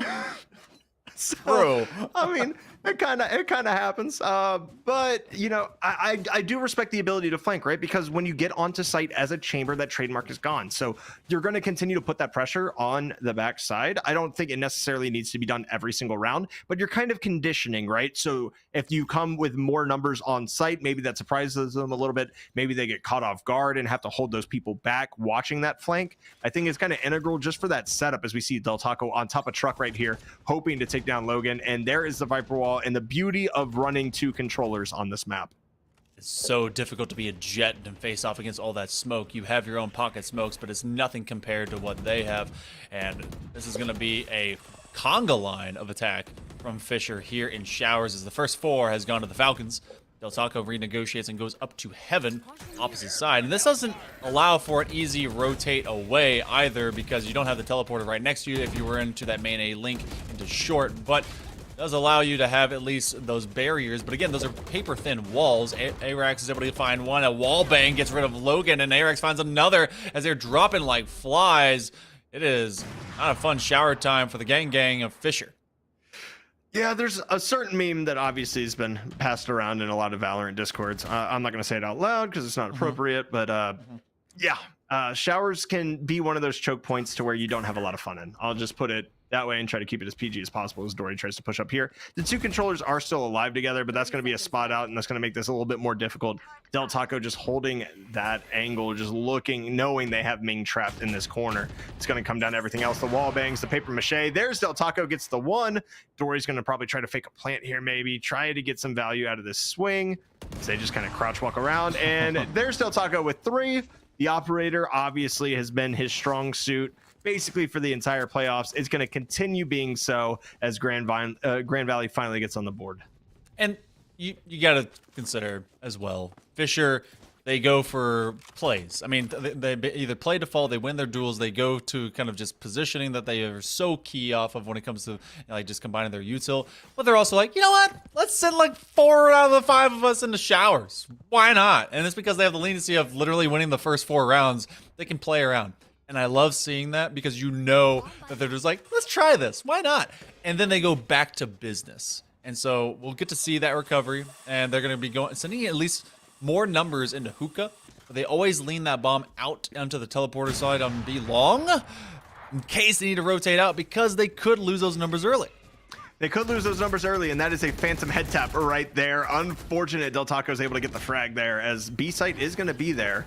Oh, the double updraft right here. Opportunity for Del Taco. Doesn't spot anybody, though. They are going to get healed by the Sky to at least get back up to 94, so can take a couple body shots, maybe survive those, as you see the Seekers rolling out as well, looking to just mark everybody on the site for Fisher College. Bladestorm, only ultimate that's active right now. Dory going to get spotted here inside a tube, going to get mollied out a little bit, so that chip damage coming through, but nobody really pushing on site yet, and Cloric's going to find 2. Dory finds another one as Luff gets it, and it's a huge attacker win for Fisher College. You would think that the initial frag would slow them down, but if anything, it just galvanized their efforts. It said, how dare you? We're going to take B, and that's going to happen off of just a great force. They get through in the Sky Smokes, and then they just take over site. And as soon as they really kind of consolidated and eliminated where Del Taco was, it felt like there was nothing else to have to deal with. Everyone else eventually falls, and you can't retake very quickly when it comes to an operator, especially with all your sites gone, and that's the power of having two controllers.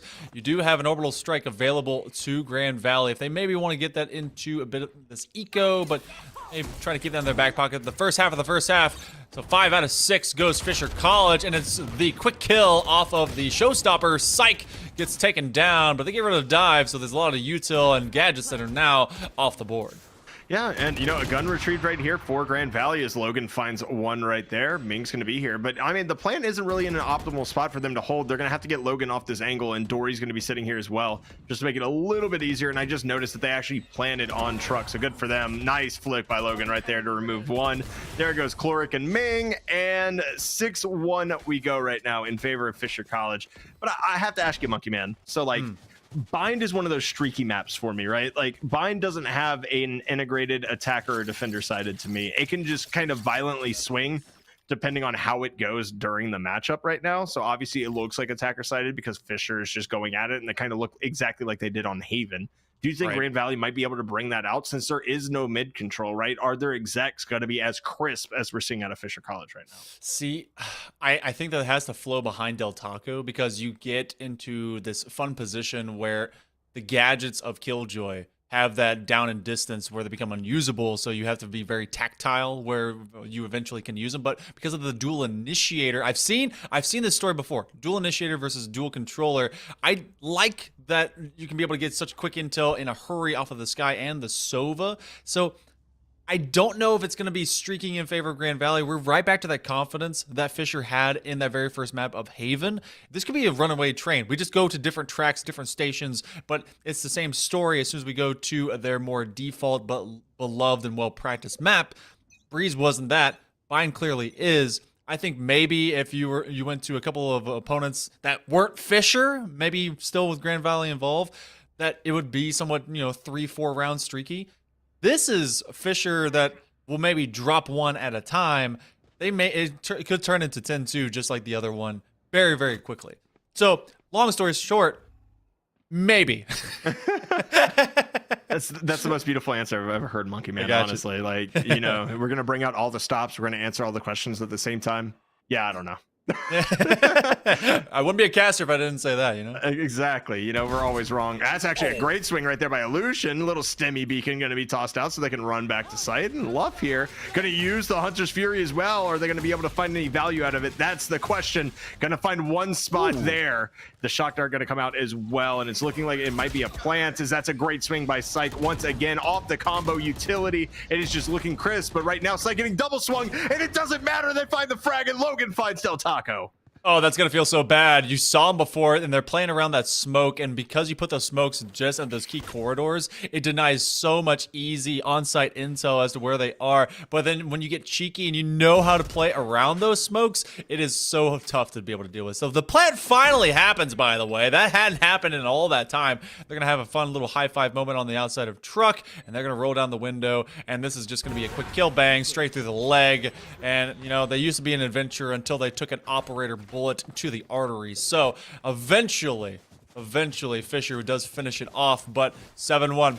We're gonna go back into that cycle of it's the pit of misery right now. 4-7, the best that has been able to get posted up by 3 separate players. 10-1.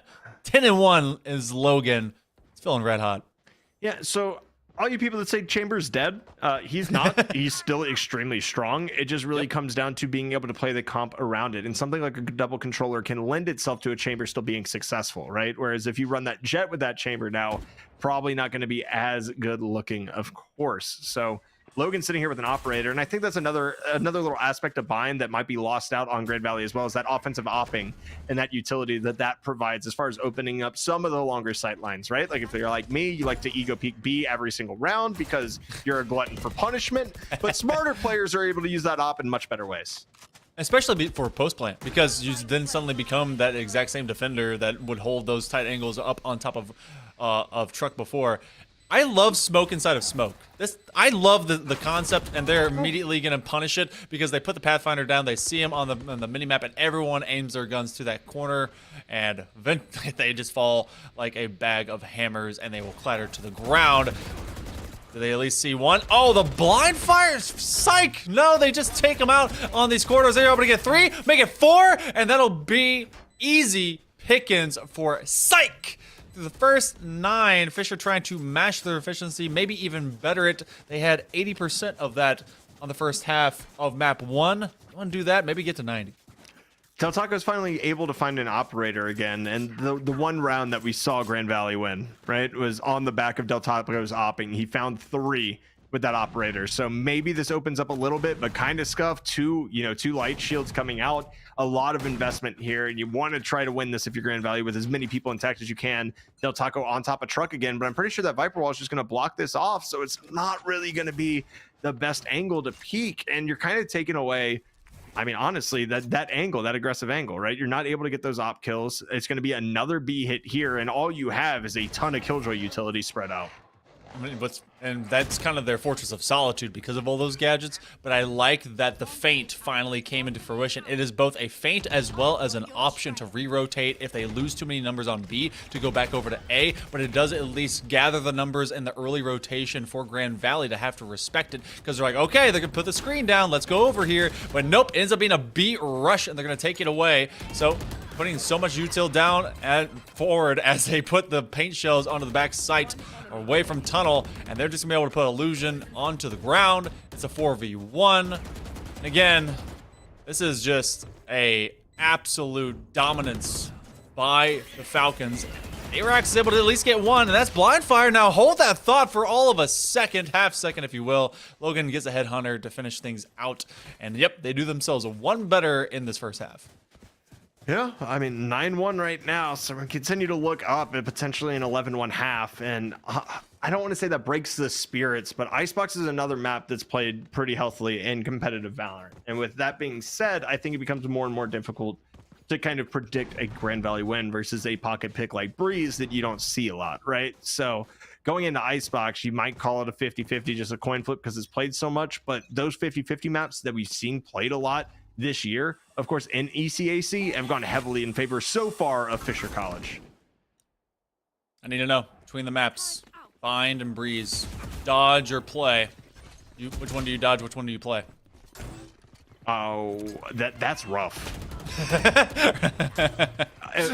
Am I speaking as a caster? As Clort gets another. Whatever you want to do. Caster in this, because as a human, tell me your reality. Oh man, you're gonna put me on the spot like that. So personally, as a caster, I prefer Breeze because I think there is a little bit more varied gameplay than kind of the sight hit simulator that Bind can be. Okay. But playing it, I would probably take Bind just so I can ego peek B long every single time. Just personally, there's a reason why I'm still in gold.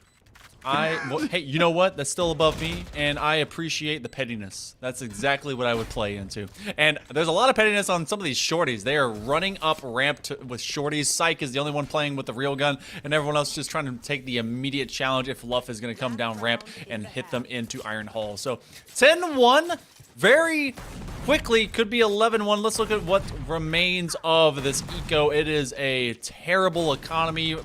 Sometimes art mimics life, and that is exactly what we get to see from Grand Valley. As the Lakers don't even get to have full shields around the board as they try to have a few Bulldogs. You got the Vandals, and this is a runaway train for the Falcons. They're feeling pretty confident. Yeah, I do like seeing the shorties. It's always a little bit fun, and we're going to see the Tour de Force finally popped as well, because I don't think that Logan has lost their op this entire time since they bought it. So kind of just one of those things like, hey, we're going to double op for the memes at this point, because why not? We're going to see, of course, the lockdown possibly invested here. I think it should be after you hear all this gunfire, but they're probably just trying to wait for the last second. You have to be careful with this, though, because it might just get sprayed down, of course, out of this, as the paint shell is going to come out, and Logan's going to find a pick on ARAX. That's how we're going to open it up, with the Killjoy and the Seekers combining to try to push them off a B site. Least get chased down by the good cabbages, and the rotation does go through the teleporters. So in that 2v2, as they come out of showers, and they will still plant for truck. They love it ever so much. Don't do box. It is far too exposed. The Tour de Force will claim yet another life, as a dive will take their dive. Dory finds Luff, and it becomes a 4v2, but Illusion at least gets 1 off the Bulldog. They still stay in smoke. Nope, they will stay in the morgue, as Ming will allow them to get joined by the compatriot in Del Taco. It is 11-1. All of a single pistol round could spell victory and match point in the back pocket of the Falcons here as we flip halves.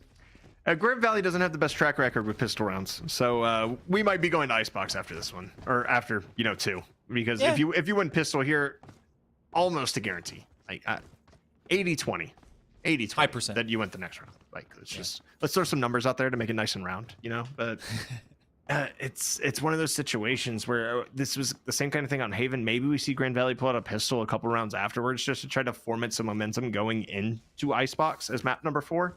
It's really difficult when you're playing with a team that's as coordinated. And also, I just want to comment on the sheer fact that all of Sykes' just counter strafe shots with that Phantom have been just disgusting. Like, I can't fathom the ability to AD that quickly and get perfect accuracy back. Like, obviously this is Boomer Esports over here in between me and Monkey Man, so we struggle bus a little bit with that stuff, but that kind of pinpoint accuracy is just so hard to deal with.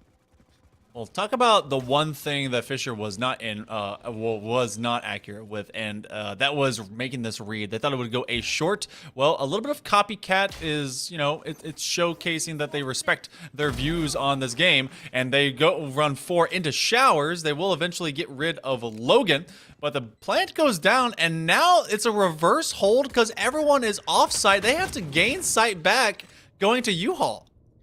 And it's not looking like it's going to happen. I mean, the whole map just flipped. It's just so confusing. Is Ming going to find 2? But Aleutian takes it down. It's going to be Chloric here with the Spectrum Classic in hand. Let's see if they can make it sing or if they're going to die without hearing its graceful song. Going for the defuse. Chloric is having to face down a robot, and now they're just going to throw a guiding light into the sky. No one got blinded by that. So guess what? We're not going to end it at least too early. A couple of deaths. You had pistols, maybe some ghosts. You're just phantoms right now before you respawn. So Grand Valley, they do at least get 1. This is a slightly better situation, only because it's not 12-2. It's 11-2. They have the buy-up. They can be able to at least get a third. It's winnable. I mean, I'm thoroughly convinced at this point that everything's winnable in Valorant just because you can really snowball rounds, and maybe Grand Valley's attack is just as polished as Fisher's is looking. It's just when you put yourself at that disparity at 11-2, it becomes more and more difficult just to be able to show that attack, right? Because any mistake gets punished and then the round's over. And Logan with a headhunter here, it's terrifying. It's absolutely terrifying how good this man is with Chambers kit, even after the nerf.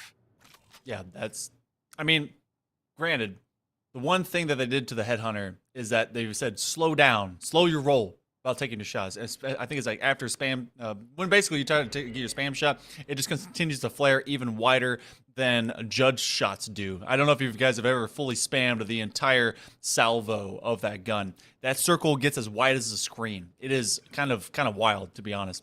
But Fisher, we're able to at least slow down Grand Valley for the moment. Screen does come up, and that will be dive. I think they get a blind fire. No, they're able to find him from corner coming out of shower. So the plant will occur into this 3v3 as Tori gets luffed with a shorty. And Logan's going to hold this one if anyone intends to come through that connection. But Grand Valley, with this buy-up, could be able to at least put Fisher College on a slight halt for their victory line. Yeah, it's going to be obviously the buy in the third round from Fisher is Dive looking to dip, dodge, and duck his way behind the defense. And there it is. Dive doing a great job of just trying to secure the spike. It's going to be Chloric alone. Grabs a Spectre, has 74 health to work with. This isn't done and dusted just yet as they try to push through. There, of course, is the Nano Swarm to try to secure the bomb. We might see another one here, and the answer is going to be no. Dive is going to find a third and been doing, honestly, a really good job of that flank. We saw it multiple times on Breeze. We're seeing it again here on Bind. And, I mean, Grand Valley living to fight another day at this point, basically. We're going to see a lot of Bulldogs coming out. We will. We're going to have, 3 Bulldogs? I think a full buy will occur for Del Tacos. They'll be able to at least get that. I don't think they'll get entire kit, but they will. We will have at least a comparable duel going on into this round. And we saw the first 4 of 5 go over to Fisher. And it's highly doable based on the execute that we get out of the Lakers. If you believe in them, make sure you tell us all about it in the chat as well, because you guys at home are getting to watch this awesome best of 5 final here for the ECAC Valorant Fall Semester. These guys are trying to be able to put on the best showcase they can for you. Logan gets that incel as they're on the top of the box, and that's one of the other places you get spammed through and just die on either side, honestly. Yeah, that one's terrifying. When Chamber had 2 TPs, I would typically play Showers pretty aggressively and use that as a fallback because obviously they think you're probably going to rotate back to site, so you get to kind of get a double dip on that. With 1 teleport now, you kind of just have to anchor yourself up there and hope that, you know, it works, as Chloric here is going to be facing a gauntlet of 3 people. We're really going to have to see if a bird or if anything comes out or if they're just going to dry peek this, because I think dry peeking might be a disaster, and it is. Del Taco is found through the tiniest of slivers, and obviously the Aldrin going to get one here, but I don't think it really matters at this point. You took out Del Taco, you took out the entry. It's going to be that much harder to break in, especially with these Bulldogs. That was a Rainbow Six Siege type Pixel corridor. peek. Oh yeah. Just the littlest thing. Just you know that you frame your reticle to be able to just be on that tiniest bit of precision, and they get it. They've been doing that all night long, and now another one. Bang is able to swing 2, and they get 2 immediately. Clark find 1 from the back end, and it was a race to who was going to get the 3K on site B. So it took them a little bit of time through that first couple, but Fisher College is officially on match point to get themselves, well, I guess map point to get themselves match point. Yeah, and I mean, if you're Fisher College, you're feeling pretty good about this. Obviously, the whole team doing work. Dory this time with Brimstone with 16 assists. That's more than 1 per round right now. So they had the KO, of course, on Haven with about 1.3 per round. So, you know, the team kind of trading roles and, you know, trying to do everything for their teammates, and you definitely love to see that. You see the support, you see the combo util. It's definitely huge. Just Psych is just going to pick up, and this man's heat checking, and he might win it. Oh, not just might, definitely does, and that's gonna hurt your psyche if you're. I had forgotten the name was Psych. There we go. It all worked out. Look. Sometimes, look, I'm just talented, I guess. I don't know. Oh, this is just getting ruined. It's a 5-1. Luff, my man, you are. Who's on attack? Who's on defense? This feels like they just traded roles. Put the shock dart down. Survive. Luff didn't get to play Valorant. He just got to be bullied. Oh, 13-3. Fisher College. They'll be on match point. That was rough for Luff at the end. Yeah, I think we've all been in those situations before, so all I can say is my condolences, brother. I feel you. That's not a fun place to be in when you have 5 people just running at you. So, yeah, shout outs to you. Way to stay alive. Yell at your teammates later for me for dying so early. I know it was a save. It wasn't exactly the best map on Bind, and it was really just that combo. You talked about the double controller. Has not been meta on Bind for quite some time, and with the nerfs to Chamber, it's able to come back a little bit, but it's more in support of being able to play that Chamber versus just having the double controllers to try to control the map, right? And I think that's integral, and trying to kind of foray this new patch and all the changes that have come through. Definitely happy to see that, of course. Now we're going to go to Icebox, where it was another Chamber heavy map. It's obviously another Viper heavy map as well. And we're going to have a Sage potential as well. So are we going to see that double Sentinel lineup come out? That's going to be the question for me, is just to see how much of this has changed, because our wall can be shut down sooner as well. Yeah, and of course the change with the heals as well, but we're gonna have a bit of time to talk all about it. New school, old school, adaptation is key, especially if you want to be a champion, being able to overcome all obstacles in your way. You can't forget about what worked, but also you got to make sure what's in front of you continues to succeed. On the other side of this break, we'll have our 4th and perhaps final map of the evening. Stick with us. We'll be back right after this.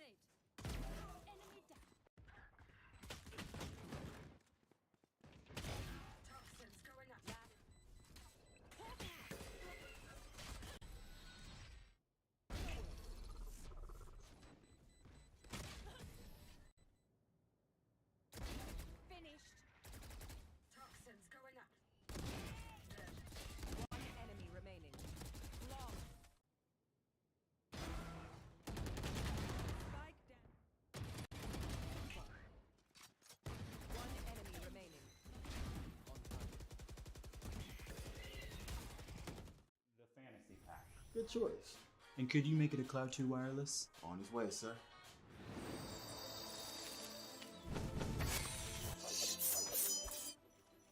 Sounds amazing. The HyperX Cloud 2 Wireless. Legendary comfort goes wireless.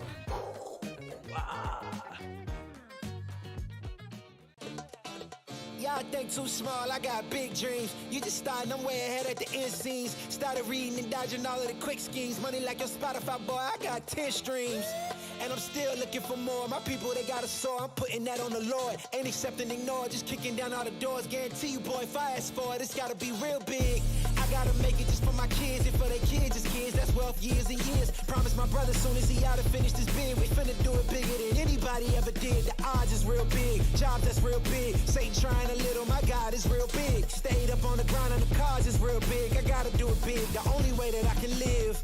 And I promise I'm trying to. Before you count me out, homie, let me remind you. They was blocking the shine, now I think it's my time to. Counting them dollar signs like lights, they'll blind you. Let me rewind to back when I was broke and I couldn't acquire 2 cents. And now I got 2 rents. They was sleeping on me, homie, must have got too big. Call my phone, I be like, who this? Damn right, hell yeah, I'm brand new. Smell like can too. I'm fresh forever like canned food. Try and tell me what I can't do. I wanna see the world, my vision on Shamu. That mean I got goals that's real big, foes that's real big. Y'all offer too little, sorry, my soul is real big. Coming into the ring with blows that's real big. I gotta do it big, that's the only way I can live. Hey man, I just can't find a comfortable headset. I mean, I've tried everything. Literally everything.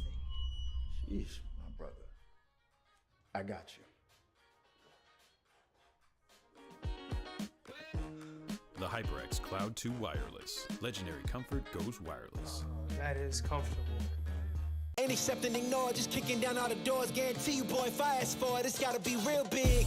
I gotta make it just for my kids and for their kids' kids. That's wealth years and years. Promise my brother soon as he out and finish this bid, we finna do it bigger than anybody ever did. The odds is real big, jobs that's real big. Satan trying a little, my God is real big. Stayed up on the ground and the cars is real big. I gotta do it big, the only way that I can live.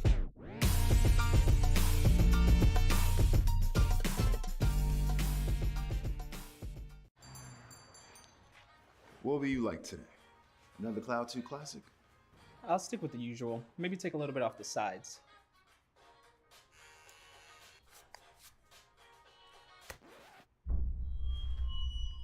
Oh, that's fresh. The HyperX Cloud 2 Wireless. Legendary comfort goes wireless. Hey, watch your head. What sound experience would you like today? I'll have the fantasy pack. Good choice.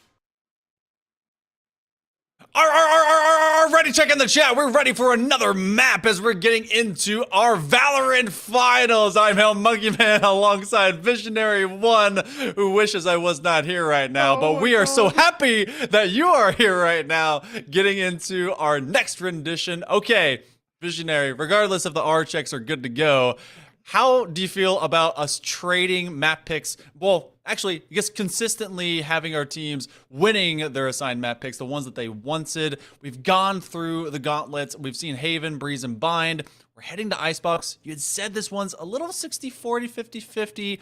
Do we give GVSU a big chance to be able to recoup and get to map 5? They haven't shown a reason for me to be proven wrong yet. Like, I understand that you lost Bind, you lost Haven. 2 things about those maps: very short sight lines, right? You're going to be playing on Icebox, medium to long range, much like Breeze. Might kind of favor their comp, what they like to run. I don't want to say they're the favorites here. Fisher College is highly rated for a reason, but we could see a map 5, which is Fracture, which in my opinion is pretty much anything goes. And at this point, I'm kind of in the I don't care anymore, I want to see a map 5 kind of mood. Just because that's how I feel, and I love watching good Valorant, and both these teams are extremely stellar, and I just want to see the comps. And we see ARAX kind of hovering that Sage right now, and that was my big question mark on this one. But we're also going to see a Reyna coming out on the side of Fisher potentially. Is this really 2011 Valorant all over again? Like, is this Masters 1? It's old school time. Okay, yeah, it's happening. We're gonna get Vipers. We're gonna be playing Snowman. We're gonna have lineups from all the way on the backside. And man, this is not a full mirror. You do have that differential. You have the Jet into the Reyna. Del Taco has not left. They are a absolute fiend for Jet. Like if there is a T-shirt that's got Jet on it, if there is a Jet liner that's named Jet, Del Taco is gonna be flying on it. Gonna be sticking with them. We will have the counter kill joys, the Vipers facing off against each other. It's not. The immediate word that I came to it was bland, because I wanted to see a little bit more versatility between these two. We're getting the Reyna, which there's a lot of teams that have just shut down Reyna play these days. I feel like there's some extra love that maybe is needed, but there's also a lot of people that will tell me to shut up because Reyna just got like dumbed down to being, not the super kill queen she's been for the majority of low rank play. Yeah, it just really comes down to her blind being a little bit more effective now that it doesn't have an effective distance. It's basically infinite, so it is useful, especially on the long sight lines of Icebox. So I don't disagree with the pick, and the way Psyche was shooting last map, I don't blame him at all. Like, if you want to just ultimate ego heat check, knowing that you have another map in your back pocket if you absolutely need it, it's not a terrible pick with the counter streaks we were seeing from him. Go get your overheals, fam. I'm not going to yell at you for it. I have seen so many people be able to get off their util as well, and then be able to get that 50+ shield into the pistol round. It's kind of unfair, but the way you get to gobble up some devours is if you actually go and get those kills. So go off, fam. Get yourself some fat frags. But for right now, again, flip sides, Grand Valley will be on the attack. Fisher will be on the defense. So we'll get to see how this all kind of plays in as we have some A pressure. And interesting positioning on the two screens. You have that same kind of defensive screen for the likes of Fisher. And it looks like that we're getting kind of that crisscross applesauce. And we will actually have a tech pause kind of going into this one. We're going to suss all that up, see exactly how all that kind of fares. But this is, I want to see if the Reyna pick can kind of be super effective. And maybe that's just me, both loving and hating, what Reyna represents just as like a duelist. I cannot kill for some reason. I don't know why I can't kill her. I don't know why. I struggle with Reyna's as well. I don't know. It really comes down to, I think her head hitbox is smaller because I just whiff on her more than any other agent. I think she's just got narrow head syndrome. Jokes aside, though, like I said, like if you're gonna have Psych running the way he was running last map, like tell him to go off. Like the best IGL strat sometimes is just enabling somebody and telling them to go kill. I mean, we've seen it so many times with CNED winning, CNED winning the first Valorant championship, and then Ye potentially, that dynasty of Optic coming in, and sometimes it's just like, hey, Ye, go kill. Like, yeah, we're gonna make Chamber meta because you're so good. That's literally what happened because everybody was still running Jet beforehand. Yeah. So, I mean, sometimes it's just like, hey, you want to heat check yourself? Go for it. Like, we have a map to play with. And if they feel confident in their fracture, I don't think there's a reason to doubt the pick at all. So we'll see if it provides value. I think on the person who's playing it, it definitely will, as we kind of go back, of course, to getting a reset after that player DC. But we're going to see more Icebox. I was kind of curious about that default positioning, just kind of lingering in A. It makes sense now that we know somebody actually disconnected. I mean, maybe they were just playing for the very, I don't know, cerebral pistol play. Like, all right, they'll eventually come hunt us down. They want this alt orb. They just like collectively kumbaya around that kind of lower hemisphere outside of it. But that can't all pick Shorty and be successful. I mean, I wish I could, but we'll be going back in just a moment. Of course, if you guys are just now joining us, this is in fact a 2-1 series in favor of the Fisher Falcons as they're looking to be able to take this fall semester title over the likes of Grand Valley State. They picked up Breeze, which was their map pick, but the other two map picks that, of course, were for the Falcons. They both got them in dominant fashion. Again, when GVSU has a say, they're able to keep it close, and so far they've been able to overcome. But I mean, if this ultimately goes over to map 5, you talked about fractures, pretty even Stevens, because it's the most wild west of particular maps. Do you think that one still just gets railroaded by the Falcons, or do we get to see maybe like a very close finish?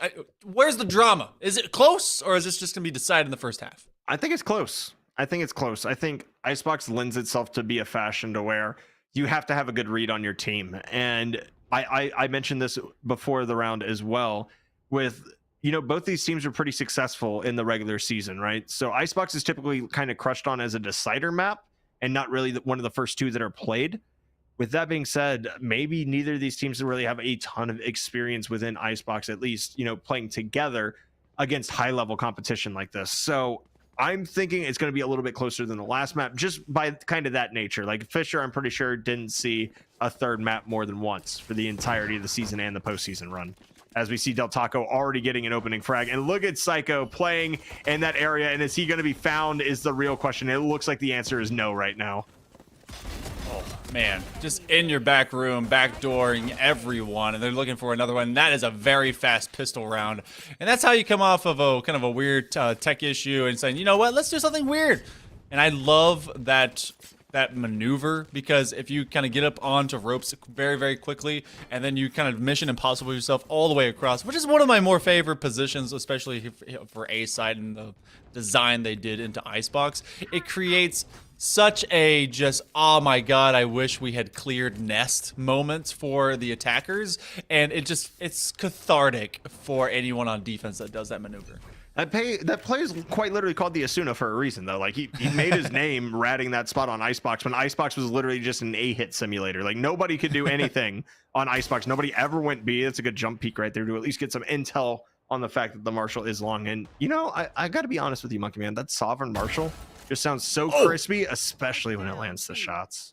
Yeah, it's like a stapler, just like one of those like industrial office, like either the cutters or the staplers, and just be able to go straight through people. Oh, it's so nice and clean. But Grand Valley does not appreciate the lethality and how cool and clean that one is, because they are the ones that fall short of it.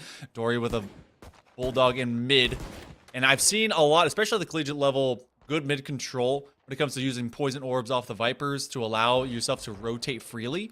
Because if you allow mid sightline open, especially to defenders, then you just kind of suffer real hard. And this is going to be suffering of a 10th kind, because they're just getting surrounded on all edges. Illusion will eventually drop Chloric, and that'll be Logan that does find Dive, hit in a tight cubby, but eventually in the 5v2 becomes 4v nothing, and that'll be the first two over to the Falcons. So we questioned the Reyna pick. 5-0 is the answer so far in the first two rounds. So. I'm a doubter. I don't know. I don't know. Not believing. I believe we call them haters, sir. I believe that's the new lingo term for it, not a doubter. That's too proper English for kids these days. Well, hater gonna hate. Okay, look, we hating out here. All right. hate. Oh man, Luft's actually gonna buy a bulldog here. They're kind of starved on util. I believe they used the Aldrone again last round, so they're not gonna be able to full buy up. And Psych just doesn't care about anything right now. He's just pushing up A freely, and it's gonna be another strong B hit.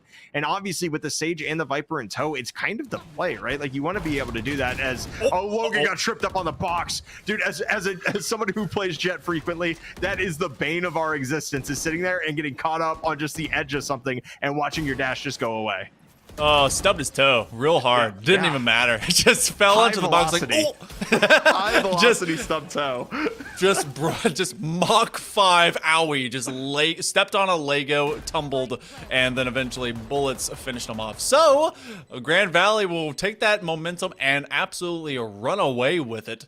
They'll be in a 5v3. Now, Psycho, or Psyche, was going to go a little bit psycho, as going to try and make the swing. But no, it's going to be Del Taco that ends their reign of terror, and no longer will they be deathless. In this 4v1, Dory is going to try and commit all the way up into it, maybe make it expensive, but it's a dime a dozen. Attackers, Grand Valley, they feel a little bit better, and maybe it came off a stub toe, but someone eventually has to get hurt before eventually there's momentum gain. Yeah, that's how Valorant works, right? Yeah, I mean, you got to watch some players fall against the momentum. You can't just plant and have a 5v5 and hold out the entire round, although that would be one of the funniest things I could potentially ever see happen in Valorant. Like, you get one of those Killjoy Venn diagram situations with the lockdowns and just all 5 on both teams, and then the spike just goes off and kills everybody. That would be the most wild round of Valorant ever. But I'm going a little bit too far on a tangent right now as we get to see Grand Valley go ahead and claw one back, right? And we've seen this before. Don't want to take anything away from them, but typically Fisher is steamrolled when they have rifles back in their hands. So this round right here is kind of integral and tell me how this map is going to look. If it's close, you know, if it's that one person alive and maybe Fisher pulls it out and everybody's econ's kind of busted together, I think you feel a little bit better about Grand Valley's chances moving forward. I mean, they just got rid of Dory, so this round already doesn't have that defensive toxic scream, so that's got to feel better for their options if they want to go back over to A, as you have all of Psyche, who has decided to be a little bit more pinned in this separate fourth round, but winning the round, boom, there is the tailwind. You're going to have a double smoke sitting straight in the middle of Yellow Box and more, and now trying to be able to take on their doppelganger, the Twinsy will fall, and that's another one gained as Cloric is able to get a nice defensive sheriff shot onto Del Taco. This 2v3, the wall is up, and there's all this tiny little area, but they're having to face a lot of shock darts and 28 HP. Regardless, 8 really doesn't matter because they are dead now off a wall bang. Dive, looking on the jump peak, and they eventually will get caught on the double swing. So, what does this paint picture for you? Because they had the early frag, but then they just kind of full commit into B, and then they just kind of they got whiplash at the likes of Logan.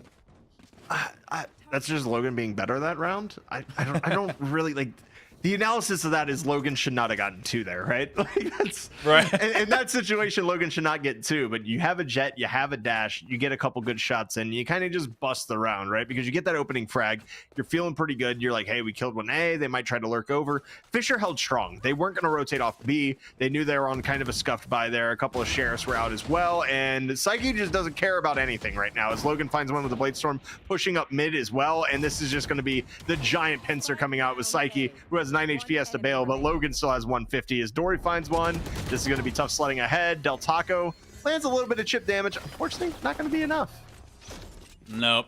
Frenzy Spray, a little bit of extra BM, 4-1. Fisher feeling pretty good. Del Taco trying to treat the Marshall like a Halo 2 rifle. It shoots about nearly as fast and isn't sadly as accurate, especially an attack shooter. But, you know, they try to pull out old strats. I dig it. I'm down with it. But the operator will be in Logan's hands, and it's going to be a lot of Vandals, a half shield for Luff. You do see the Blade Storm available for Del Taco, but they want to buy up into this round, have a little bit more consistent lethality. And you do have the Empress for Psyche, who is, I mean, we've been labeling different players as menaces. Psyche has been fairly consistent. What is going on the road? They just kissed. Yeah, little hug, little lore-driven hug, you know? Yeah, absolutely. I don't think Viper and Reyna really like each other, but Dory had a nice angle in and instantly just didn't catch the timing on it. That was so close, and this is going to be a nice Hunter's Fury as well. Psyche is going to be dead. Del Taco going to take out Dory as well, so the smoke is down as well as the top frag. This is going to be a great opportunity right now for Grand Valley after the plant goes down to potentially take over this round and take a dub. Ooh, the exteriors of that sphere nearly killed Arax, and they're going to put themselves into a soft heal. You only get 30 HP now based off of the patch for Sage. It's basically not worth it to heal yourself, but you will eventually be able to get some. A single bullet could ruin your day, and that one will do the same. Big trades, and defense comes through. So it's a 2v2. Look at that tight angle. They can see that elbow, and they do it on the elbow. They shot him in the weenus, and they go absolutely dead, and that'll be Logan that ruins them all. The defuse comes out in the first half of the first half. Fisher finds 5. It was looking so promising. It was looking so promising for Grand Valley, and then the weenus shot. It has now been coined. It has been minted. Welcome into the lore of Hail Monkey Man. That is definitely going in the reel. Promise you that. I've never seen someone kill another person off of a single pixel weenus. Just absolutely dead. Just, oh my. It's a phenomenal shot though. Like, look at this angle. Just the slightest thing. And you know, I'm gonna go out on a limb here and say if Valorant's outlines weren't so strong, maybe that's not found. That's true. But you know what? It's a part of the game. You might as well abuse every single inch of it that you can. And in that case, it was a millimeter. Just, I mean, what's less than a millimeter? Is it decimeter? A decimeter is 100. So it's more. It's more than it's more. Micrometer? Deci is 10. Micrometer would be it, sir. Yes, sir. Yeah, look, it's been a while since I actually knew what I was talking about, so we've gone beyond in that. Plus Ultra Psyche is gonna actually use a dismiss very, very timely, as those were disappearing very quickly, and you do actually get another 3K. Psyche trying to make it a good day. They have another dismiss to get themselves out of harm's way, but as they hop away, Arax at least will be on the repeat, and so Psyche says, cool, let's ego each other. I'm down for this, and it'll be 4 to go. A 4-bagger for Psyche, and that's 6-1. Falcons. I'm pretty good. Yeah, Falcons are feeling great right now, and we question the Reyna pick. I am no longer questioning the Reyna pick, sir. I'm not a doubter anymore. Maybe still a hater, because how dare it be so good? But dang, is Psyche good? Holy cow! I just the trigger discipline too. Like every single time he counter strafes, it's 1 bullet that goes out, or when he uses a phantom, it's 2, obviously, right? Because it's a little bit harder with the faster rate of fire to control it every time. But like you're looking at him and the counter strafes and just the movement and the ability to get around people and just go ahead and take 1 shot and then it's a dome. Like every time, it's just perfectly timed counter strafes. It's good movement. It's extremely hard to hit somebody like that. And if that's me, I'm crouch spraying for my life and hoping I hit a straggler. Look, I know what it is, okay? And everyone, it's unfair. It's gamer desk. You get the gamer chairs, gamer desk. All right. Yeah, you can. It's a 100 DPI. You don't really recognize it. They're just so even, so steady. But they have like one of those giant, like secret labs, like giant desks, and just swing their elbow as far as they want. I wish I had that. Is this like Rick and Morty right now, where Morty discovers perfect level, and that's just exactly what Psyche is doing with his desk right now? Yes. Like he's finally understanding what perfect level means. Look, it's something that not all humans can attain, but once you do, it's hard to go back. It's hard to go back. It's a gamer desk. I do quite love my desk. I think the integral part of the gamer desk though has to be the giant mouse pad that covers the whole desk, right? Yeah. In fact, they should just make a Snuggie that's a gamer mouse pad, and it just like flows onto the desk. And you stay warm during the winter, and then it's out there. We don't need those in Texas, bro. I'd still be sweating. Oh, that's true. Okay. Well, okay. Then you get the well, what's the opposite of Snuggie? Like a windbreaker, I guess. I don't know. Hold on. Like Nike Dry Fit, bro. Yeah. There you go. Yeah. Put little ice packs in there. Yeah. Okay. Exactly. Oh.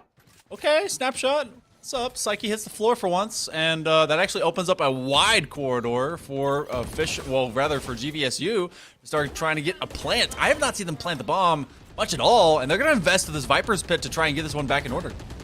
I don't really blame it at all, and the fact of the matter is you still have the lockdown. How many bullets do you have to spam? How many people were sitting there is my question. I think it was 2. I think it was both Sova and Killjoy just spraying that one angle, and there goes the bomb, and I mean, kind of have to retreat. You kind of have to play in the open here, right? Because that would be the one spot that I wouldn't spam if I'm looking down a Viper's Pit. Ooh. Luckily, they do have a very hard surface, but they're going to get hit with a little bit of shock dart util. The attack looking pretty good. I thought that one was scuffed.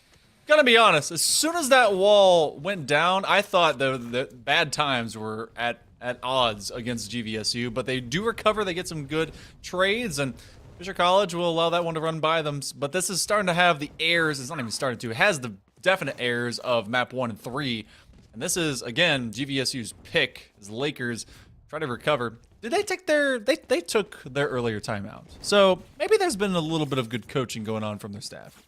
It seems like they're being a little bit more decisive regardless, like especially that choice to go ahead, and you said it looked a little bit scuffed. Just the ability to have the wherewithal to be like, you know what, we're going to stick to B, we're going to execute, we're going to throw the Viper's Pit, and you know what, it may be Ming and the Sova combo right there. That's kind of dirty. That angle right there is not friendly, but yeah, that's you get tiny little tag, they immediately swing, and these players, these ranks, these guys are high immortal into radiant. They know immediately how to just the muscle memory.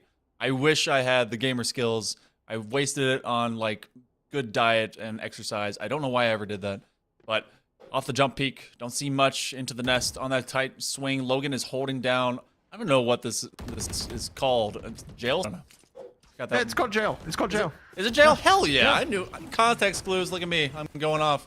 But these guys are too, and it's a 2v4. And it's that double swing, right? You get Chloric? Annie, are you okay? Hit by a smooth criminal at this point. Just 5 bullets left. Do you get the frag? That's the question. Dive is just playing a game of basically peekaboo. They're playing hide and go seek, and Cloric's able to find the 4th.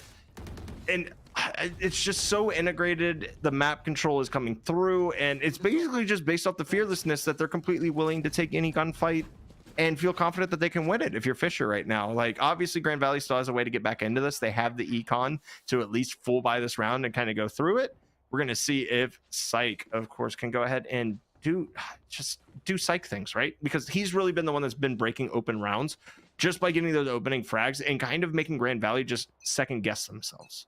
Yeah, the majority of rounds in this first half that have had first bloods over to Fisher College, obviously are the ones that have been won.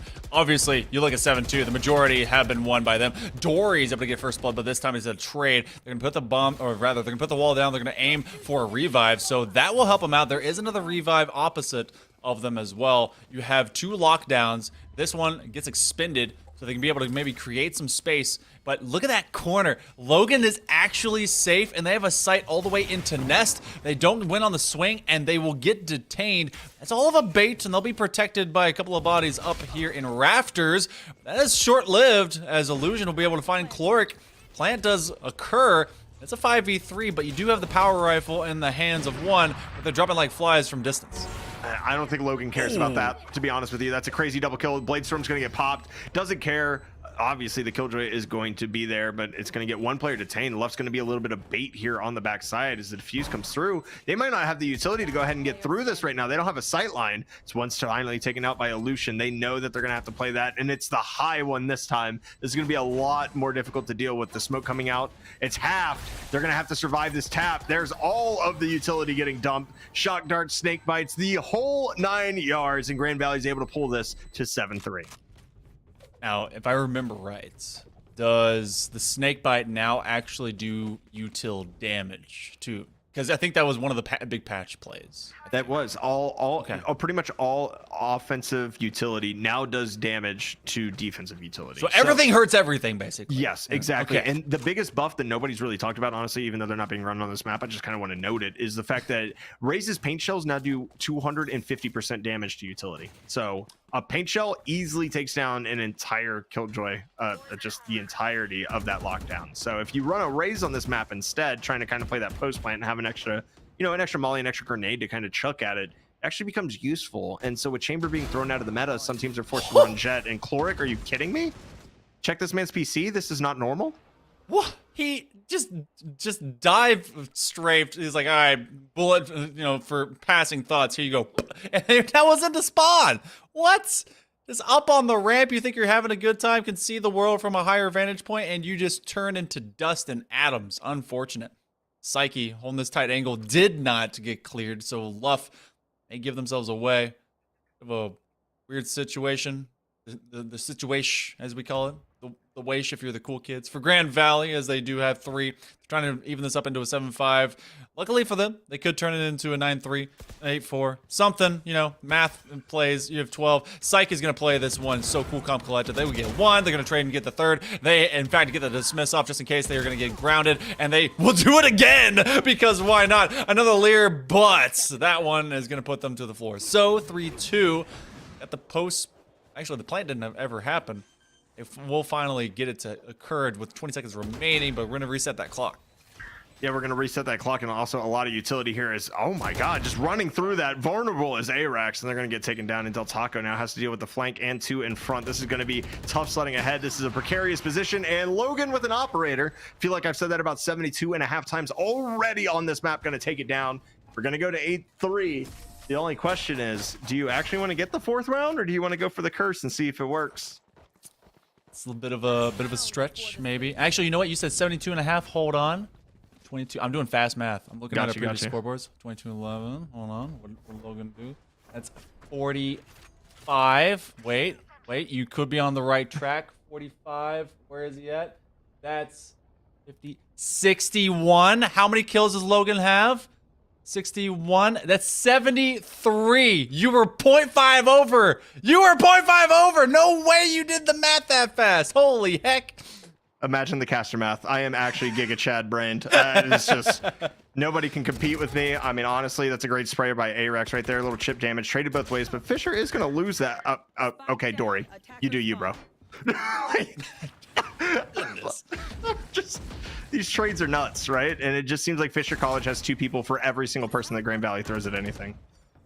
Facing up a wall, a totem pole of existence, as you're constantly one versus the many face god, and Chloric has stepped all the way up. They're gonna have the Owl Drone for the tag, and they may actually chase them down with the Hunter's Fury if they feel like it, but that's just gonna identify them on backside for anyone that doesn't want to mess with them. What is that? I don't... Sure, okay. I thought maybe that was gonna trick shot to where they last tagged them. That would have been like next level brain, even before and beyond the scoreboard that you apparently have just racking up in your noggin, Visionary.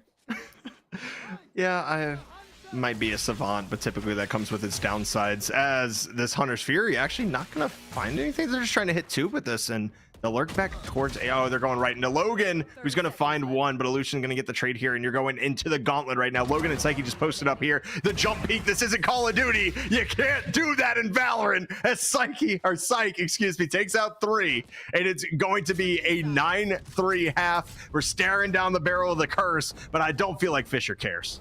Yeah, Fisher is absolutely invoking it on purpose. They feel like they can take on anything, to include the likes of the Lakers, who now have to have one of the best defenses they've ever had, and it's going to be that for this fall semester final for the ECAC. It is all of 4 rounds away for Fisher to claim victory, claim 2022's end as theirs, and get the crown for this conference and feel really, really good. Not just about their power rankings, but about the power they've been able to showcase here tonight. Grand Valley, we've got a lot of work to do. Luckily for you, there's at least a curse on your side. There is the curse on the side. I actually like Dive's crosshair too there. Using the middle dot, not enough people do that, as that's going to be a tag. A little bit of access over here, but the wall going to be there to delay, of course. Ming just kind of hanging out. Nobody can find the shock dart, and Luff's going to find because of it. And here comes the knife spam. Got to break that wall, and there is Del Taco. Look at this defensive hold right now from Grand Valley. The defensive wall, and this is going to be an interesting development in Grand Valley's defense, because that is not something that Fisher College had available to them. It didn't really seem to matter, but it adds just an extra layer of what they're going to have to get through. I like how that works on so many levels, because it's literally a layer they have to get through, but also a layer they have to get through. You've done that. I'm astonished. I'm leaning back in my chair. Can't see it, but I'm just, oh my god. You're flabbergasted right now? Yeah, the wave of just like realization, like, oh my god, that's so beautiful. Thank you, So brother. good. It's okay. Sub 100 seconds to go here in round number 14. Dory just continues to be a menace and to continue to be rude about foreheads and bullets and where they may go, but Del Taco's going to try and see where this plant actually exists. Dory did not identify them, so we have this timing as we will cross Pelicans and pads away from each other. Big trades. Dismiss comes out. Psyche continues to showcase that Reyna is, in fact, the big queen of kills. They're going to have to play a little bit of cat and mouse with Illusion, but Luff with the collat on Psyche and Dory. That's massive right now, and you know, you have the 2v. There's the dart coming out as well. We're gonna see obviously the spam come through, the nano swarms coming through as well. The spike is halved, but time is dwindling down. You're gonna have to be able to find these frags. There's Illusion with 1, and Logan gets 1 here. You just have to stall for time. Not found. Gonna have to take this gunfight and get back to it. Not enough time, and Logan with the headshot. Gotta put Fisher on double digits. Oh, that quick pop shot to just deny them. They got it to half. You thought there was a big moment that Grand Valley would be able to grab and get themselves a couple before. Ultimately, Fisher College finds themselves at 10. But no, Logan, the lethality main that continues to ruin hopes and lives, gets 2 when they needed it most. No assists, no problem. They don't need to assist anyone because they get 15 and 6. They continue to end the job when it starts. That is Oh, that's gotta feel rough. In Grand Valley, they will have one extra timeout if they choose to use it into this half, but they've got to stop this momentum from driving right now. The wall goes up, but does Fisher College's chances? They actually lose one. Be playing into this. Grand Valley has to stand and deliver. And stand and deliver with no shields, no anything else, and Love doesn't have a heal for a while. I'm sorry, Arex doesn't have a heal, but hey, my Classic does not do that. As that comes out right there, Illusion gonna find another pick. We're actually in a 2v2 right now, and a good flanking position coming out. We're gonna see, the top of box for Logan. That is just dirty on top of 410, and Illusion's gonna get spotted. But Logan loses a gunfight. First time I've said that today, it feels like, as this is gonna be now planted, of course, in the new default spot, which, of course, in Nest. Now we're gonna see the spam coming out, the drop down. Illusion's gonna find 4 this round. Absolutely massive. They get a thrifty, and they're now gonna be on 5. So they're halfway there, 5 more to go. We're not dreaming. Hopes are alive. It's real. Grand Valley is able to get 5, get half of that total round for the Falcons, and they're playing off of angles. That's kind of half readiness, I would say, because you have to be like, all right, we know you're in rafters. You play out off of the default. You put down the snake bite to deny them the early plant into that regular low side on rope, but then you just kind of come out from them from that flank and bring the dragon fire. You have a blade storm, which is going to get used by Logan. That's going to be big scary. You've got the likes of the Viper Pit for Illusion. That could be direct denial if they want to expend that early, but they've got good weapons to fight against the likes of this Grand Valley. So 10-5. Oh, so many blades, so little time, and they're going to be dropped after that trade. That's a great job by Grand Valley to go ahead, come out and make those trades and just make sure that this eco isn't as damaging as it appeared after they rushed through mid. And of course, we're saying Grand Valley right now living on a prayer because they are halfway there and they're halfway through this round right now. No plant yet. Psyche with this Vandal though. This is going to be dangerous as Luff gets the peak. Tries to swing out, still getting spotted. Psyche is just better. He's just literally stunning right now. I can't explain how well this man is playing. 45 shields still in the tank. Look at the counter straights again, just completely removes Del Taco. It's now a 3v1, and Grand Valley put a lot of effort into that last round. Of course, clutched it out with one person, and now it kind of just fell apart on a half buy, essentially, from Fisher College.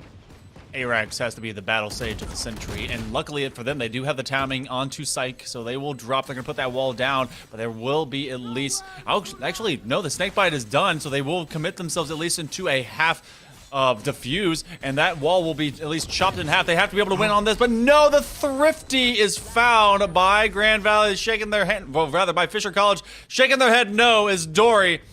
11-5. Feeling all too familiar in a really, really bad way. 2.0 KD with a 20 bomb.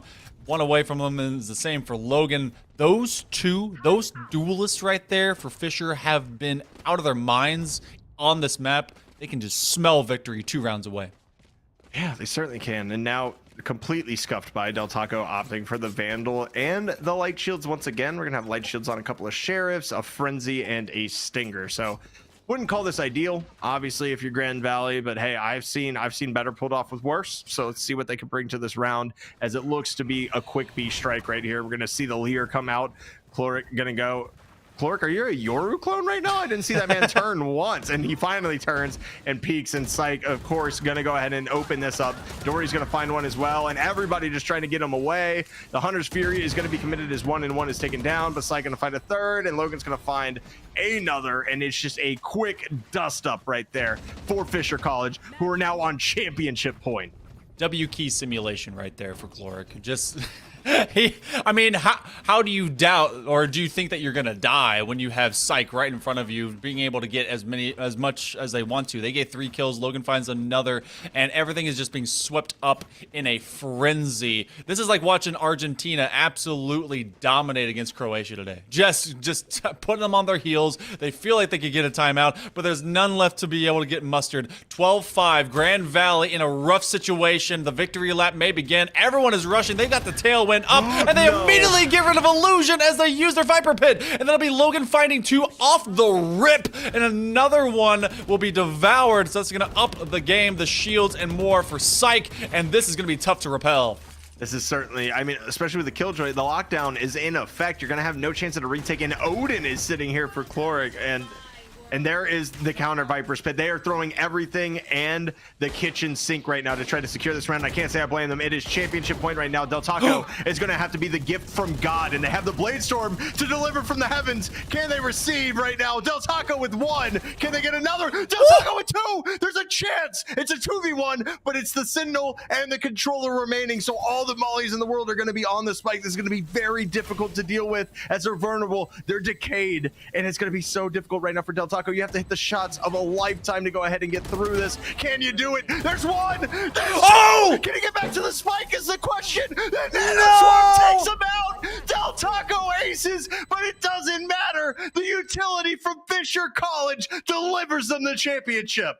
Oh my goodness, the best and worst time to get an ace when the utility was being spammed out. They were trying to get the Killjoy to drop into the ground, but it didn't matter because when they needed to be a hero, they couldn't get the half, they couldn't get any of it. Oh, clinical by Fisher, but heroics by the likes of GVSU. That one, Del Taco, you said he'd be a variable, and he was, but just wasn't able to be the bigger one when it mattered the most. Congratulations over to the Fisher Falcons. They're pretty dang good at esports as a program, and especially in Valorant. They're going to take this series 3-1. Visionary, that team is really good as their power rankings stand them to be, but you know, kudos to GVSU. They had a lot of gumption, they had a lot of fights, but when it was the decision time, it was the likes of Fisher that had all the answers.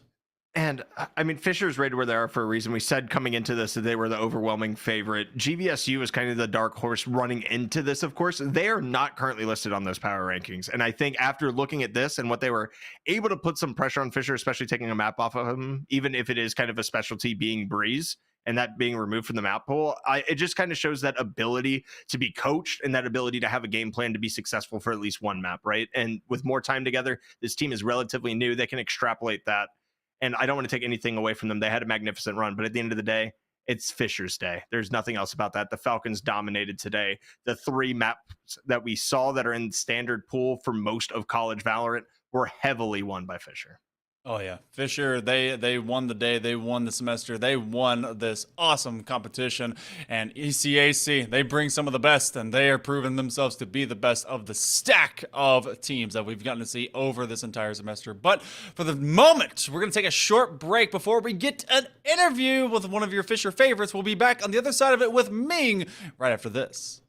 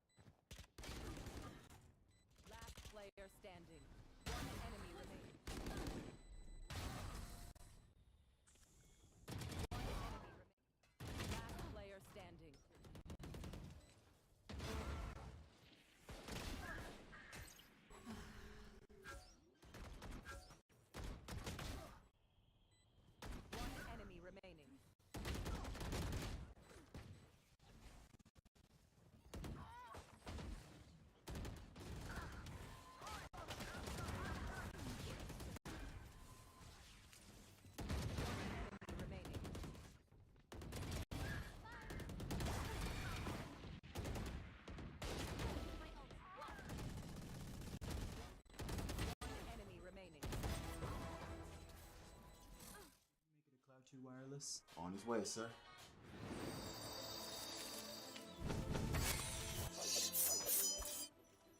Sounds amazing. The HyperX Cloud 2 Wireless. Legendary comfort goes wireless.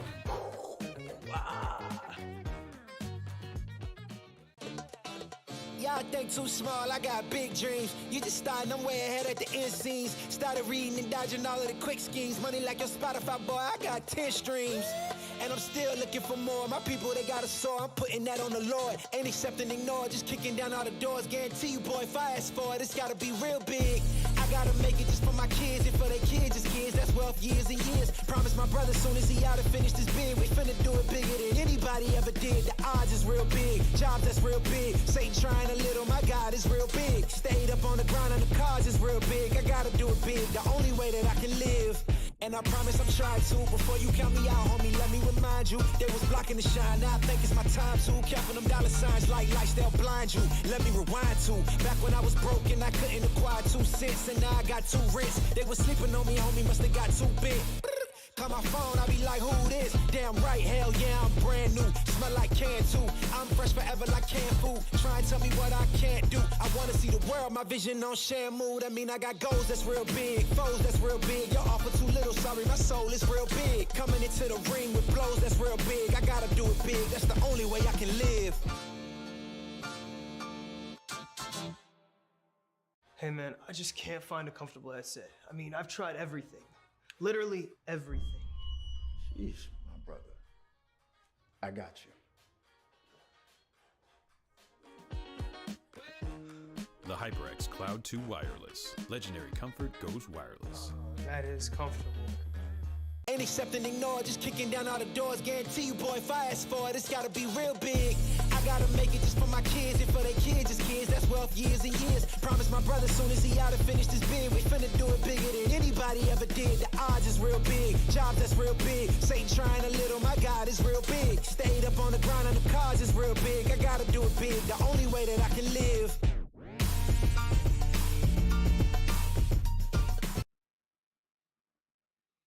Welcome back, everyone. We appreciate you being able to stick with us through the entirety of this night. The ECAC Valorant Finals have finally come to an end, but not before you get to talk to one of the winners from Fisher College. It is Ming joining us in the booth. And of course, Visionary, we got to see Ming do some critical work to assist the crazy killers that are on that squad. Ming, how's the squad feeling? You were talking about this being one of the last, if not the last, entire brackets of the year you got to take care of. I mean, what were the vibes and what were the thoughts going into this final?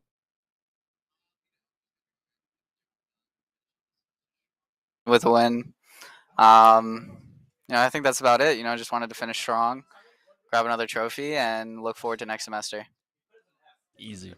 Yeah, Easy absolutely. It's y'all made it look easy today. That's for darn sure too. I have to ask you, so obviously y'all as a team are like, your duelists are crazy, and y'all are, the ability to kind of flex between all those roles is also integral to y'all's success, I'm assuming, as well. What really stood out to you when you got these group of guys together that knew, hey, this could definitely be a championship squad? Well, I played with pretty much all of them in the past, so I kind of knew what I was getting into when we put the team together, and all those reasons you just talked about is kind of why I picked all of them up. I think they're all very smart players.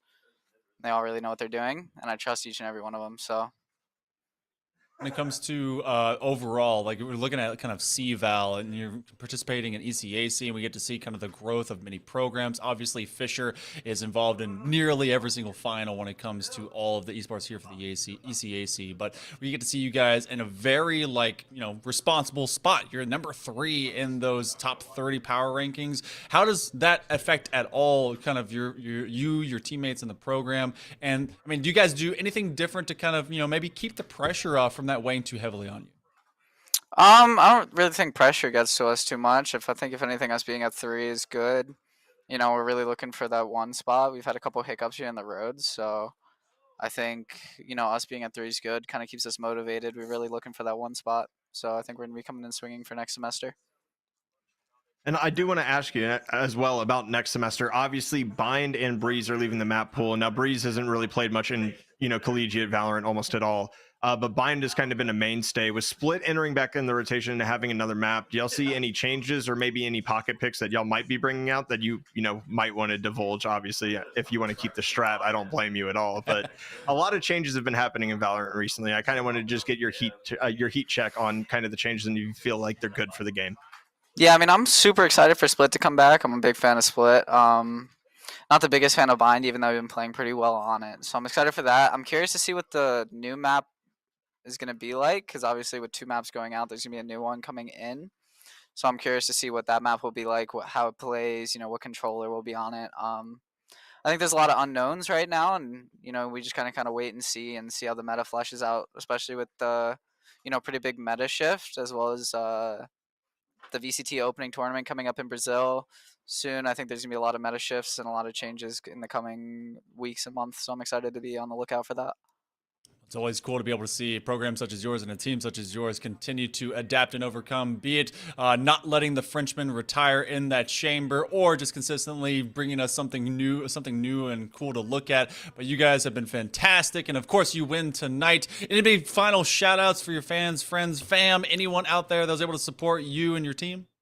Shout out Fisher, for making this possible. Shout out Brian Hummel, Aaron as well, Pauly Hype, keeps me going. And obviously my teammates, they're great.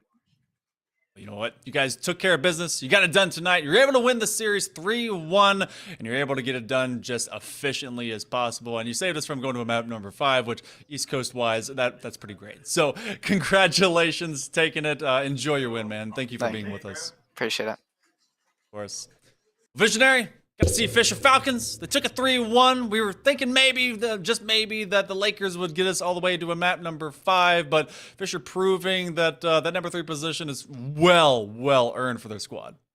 Yeah, there's no doubt in my mind about that. They pretty much solidified it. I think GVSU will be one of those up-and-coming teams that are to look out for, but for right now, power rankings are correct, and Fisher's sitting there, and they're saving the day, and I definitely love seeing that kind of dominance, especially on the common maps, right? Like they have their T's crossed and their I's dotted as far as the maps that are typically played in competitive Valorant. They were very successful on those maps tonight.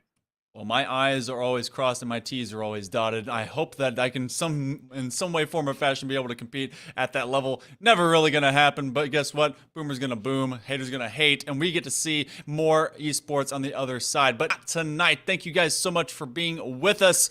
We had an amazing production that was able to showcase so many awesome views, observers with Cool Scoot and Professor Layton that was able to be your main producer. But Visionary, it was fantastic to finally be able to cast with you. This was a really fun night. It was a phenomenal night. You know what? It doesn't end here. We still have more championships to come as well. Of course, ECAC tomorrow. We have the Rocket League finals and the Overwatch 2 finals. Both of those featuring Fisher, big surprise. They're a big name in a lot of collegiate esports, versus Ball State in both games. So you get a little bit of a grudge match back to back. So I'd be looking for the Overwatch team to step up for where the Rocket League team falls, depending on how that ends up happening. So there's still a ton going to be brought to you, of course, on ECAC esports. This semester is not quite over yet, and I want to wish all of the players as well that played good luck in finals. Continue your education. It is important. It very much is. But hey, if you're fishing or you're balling, we hope to be able to see you tomorrow. I'm Hail Monkey Man. That is Visionary 1. You have always been awesome and pretty cute. We'll see you next time.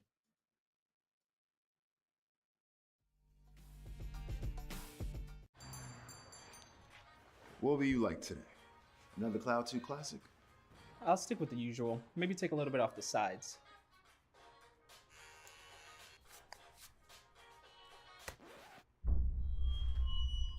Oh, that's fresh.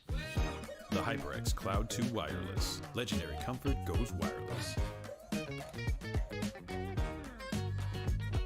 Hey, watch your head. What sound experience would you like today? I'll have the fantasy pack. Good choice.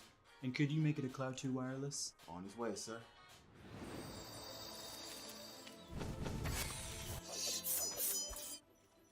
Sounds amazing. The HyperX Cloud 2 Wireless. Legendary comfort goes wireless.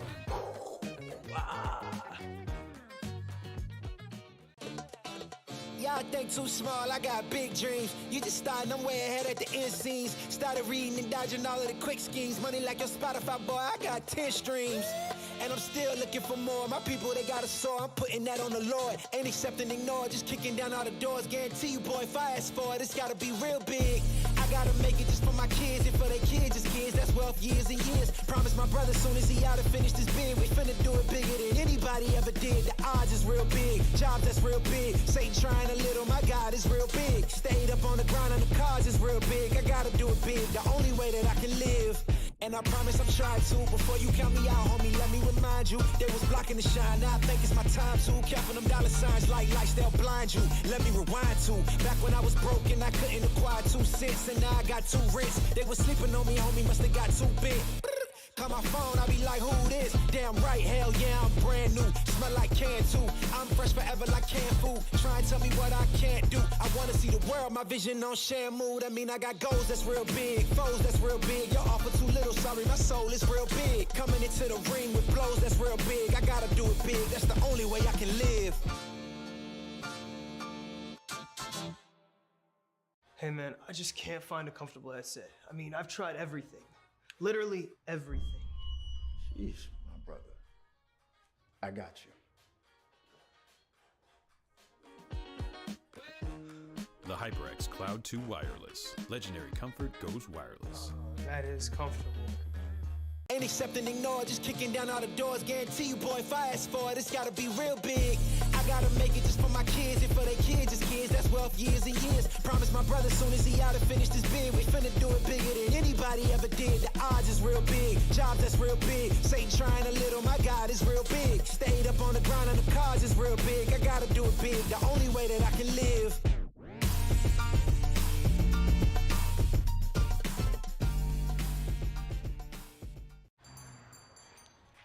What will you like today?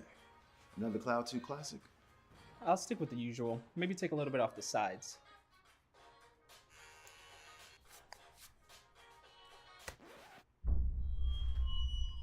Oh, that's fresh.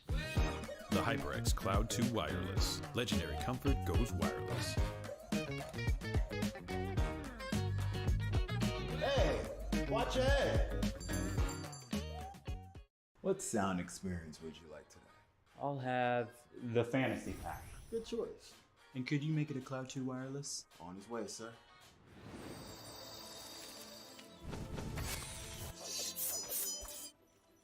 Sounds amazing. The HyperX Cloud 2 Wireless. Legendary comfort goes wireless.